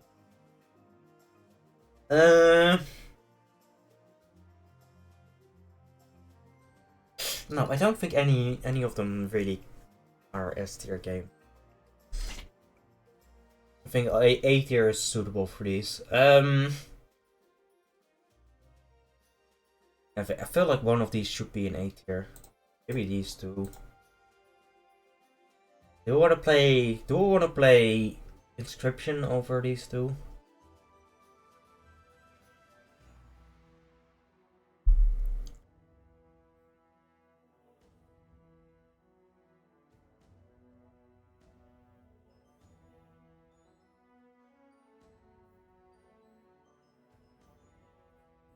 Maybe this game is better. Yeah, this game is better than Ancient Library Story.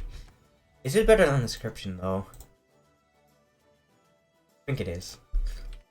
It has a lot of issues, but no, I'm putting. Maybe.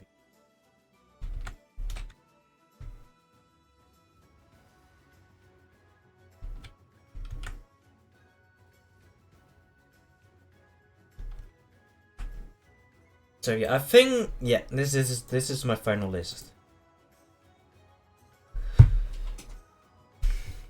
Am I satisfied with this? I think I am. No. Shotgun King goes here.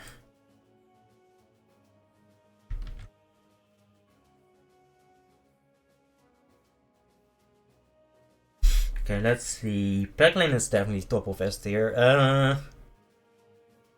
I think these two are equal actually. Maybe this one is better, but that's just because it's newer to me. I think I want to put these two above. Oh. These are pretty much on the same level though. These ones are definitely. This is high A tier. This is low A tier. But yeah.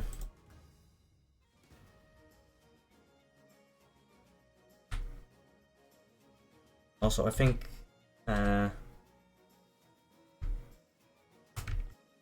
this is high B tier, but this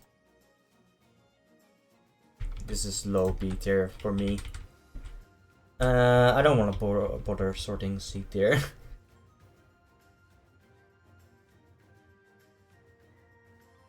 Do I want to add more tiers? Nah, I'm satisfied with this.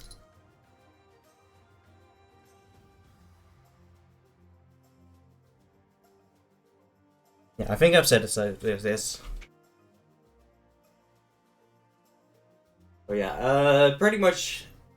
Okay, so these three, I highly recommend checking them out. Same with these actually. These 6, I feel like if you like roguelikes, these are all definitely worth a shot. But if you like roguelikes, you've probably already played this one. Yeah, these two are definitely worth a shot. This one's free on mobile. This one is a free demo. This one also has a free demo. These 3 games are I recommend as well. These 3, well, Slay Spider-Man mods also I recommend. If Slay Spire. These 2 maybe not. Inscription high recommend, but for different reasons. 2 also high recommend. Can get still. Well, this one's also high recommend. It's free. Just play it. This one is free on Armor Games if that still exists. Yeah, these 3 are also free. And feel free to check them out. These 2 are also free. Yeah, most of everything from D tier onward is recommended. You just check it out, play it once at least. Across the Oblix is the most recommended. Yeah, yeah. That is my ranking. I'd love to hear your thoughts on this. I'll share this into the Discord, so you can have a go at it as well.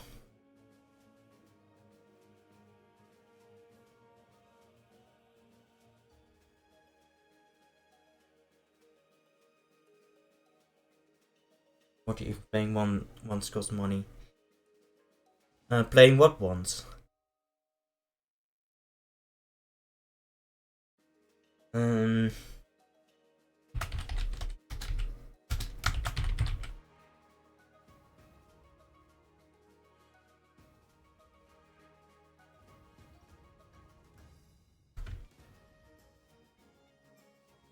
Most of these games. No, a lot of them are free. Did you not listen?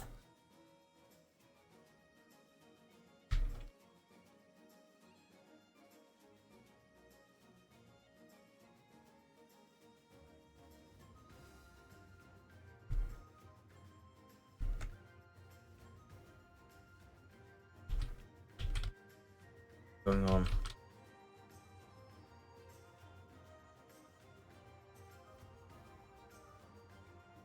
What happened here?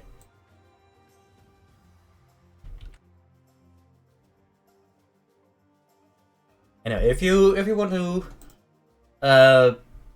make the tier list for yourselves, I'll upload it to the Discord after this. Yeah,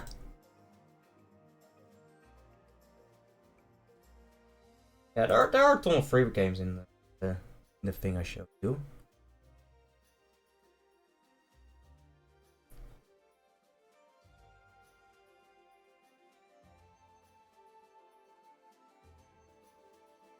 So yeah, don't worry about... If you don't want to pay money, that's fine. But a lot of these games have demos. Let's see, maybe I can tell you which one had demos and which one didn't.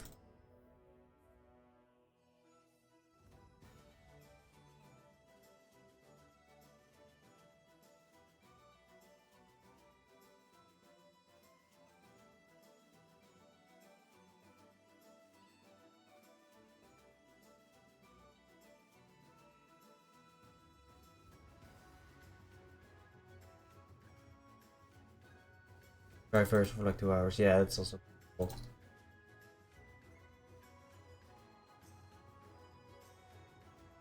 Where is it?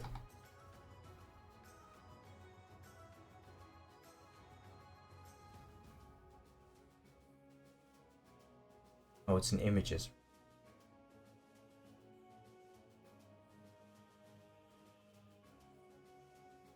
I'll mark... Look, I have the document right here. I'll mark the ones with demos. I'll do some marking. Does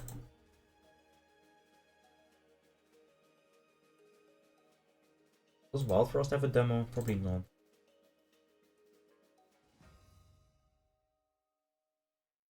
Doesn't look...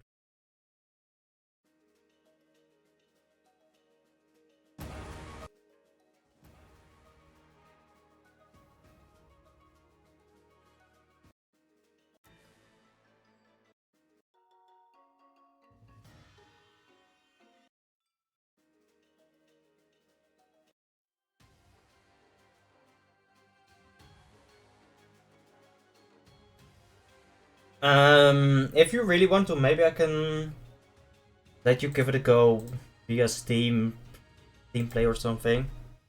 Doesn't look like this game have a demo. Yeah, I'll mark demos with this color. Let's see. Games that I know have a demo.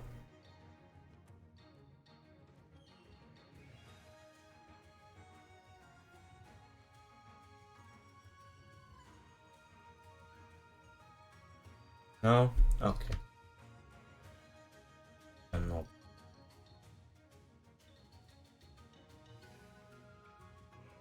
But yeah, this was fun, and oh, I definitely think maybe it's fun time to try this again. Maybe if only B tier and up. So none of these games.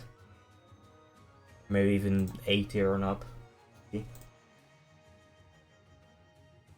Well, a few games is for build of what?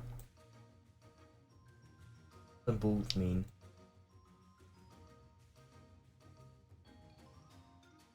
Was money. Ugh. I'm sorry to hear that.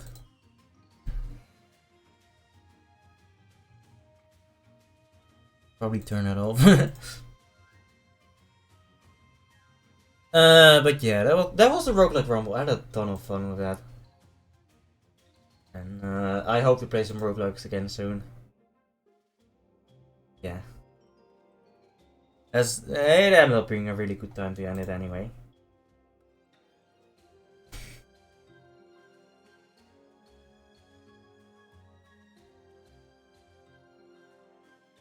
Someone playing Wildfrost, let's see.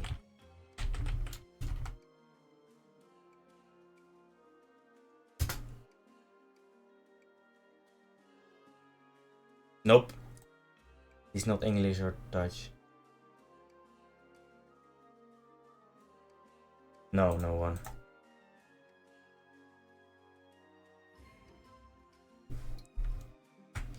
What a shame. But yeah. So that was a ton of fun. I had a blast playing the Rumble. And I wonder if I'll do this again someday. I think for now I just wanna do some other stuff. I think I'll still play roguelikes on Tuesdays.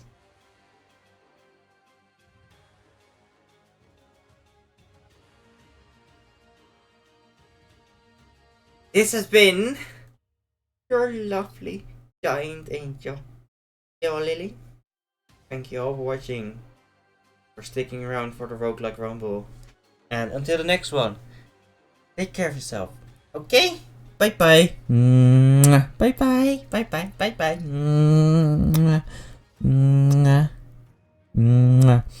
Bye bye. Bye bye. Oh, thought it would disappear then. Well, this is awkward.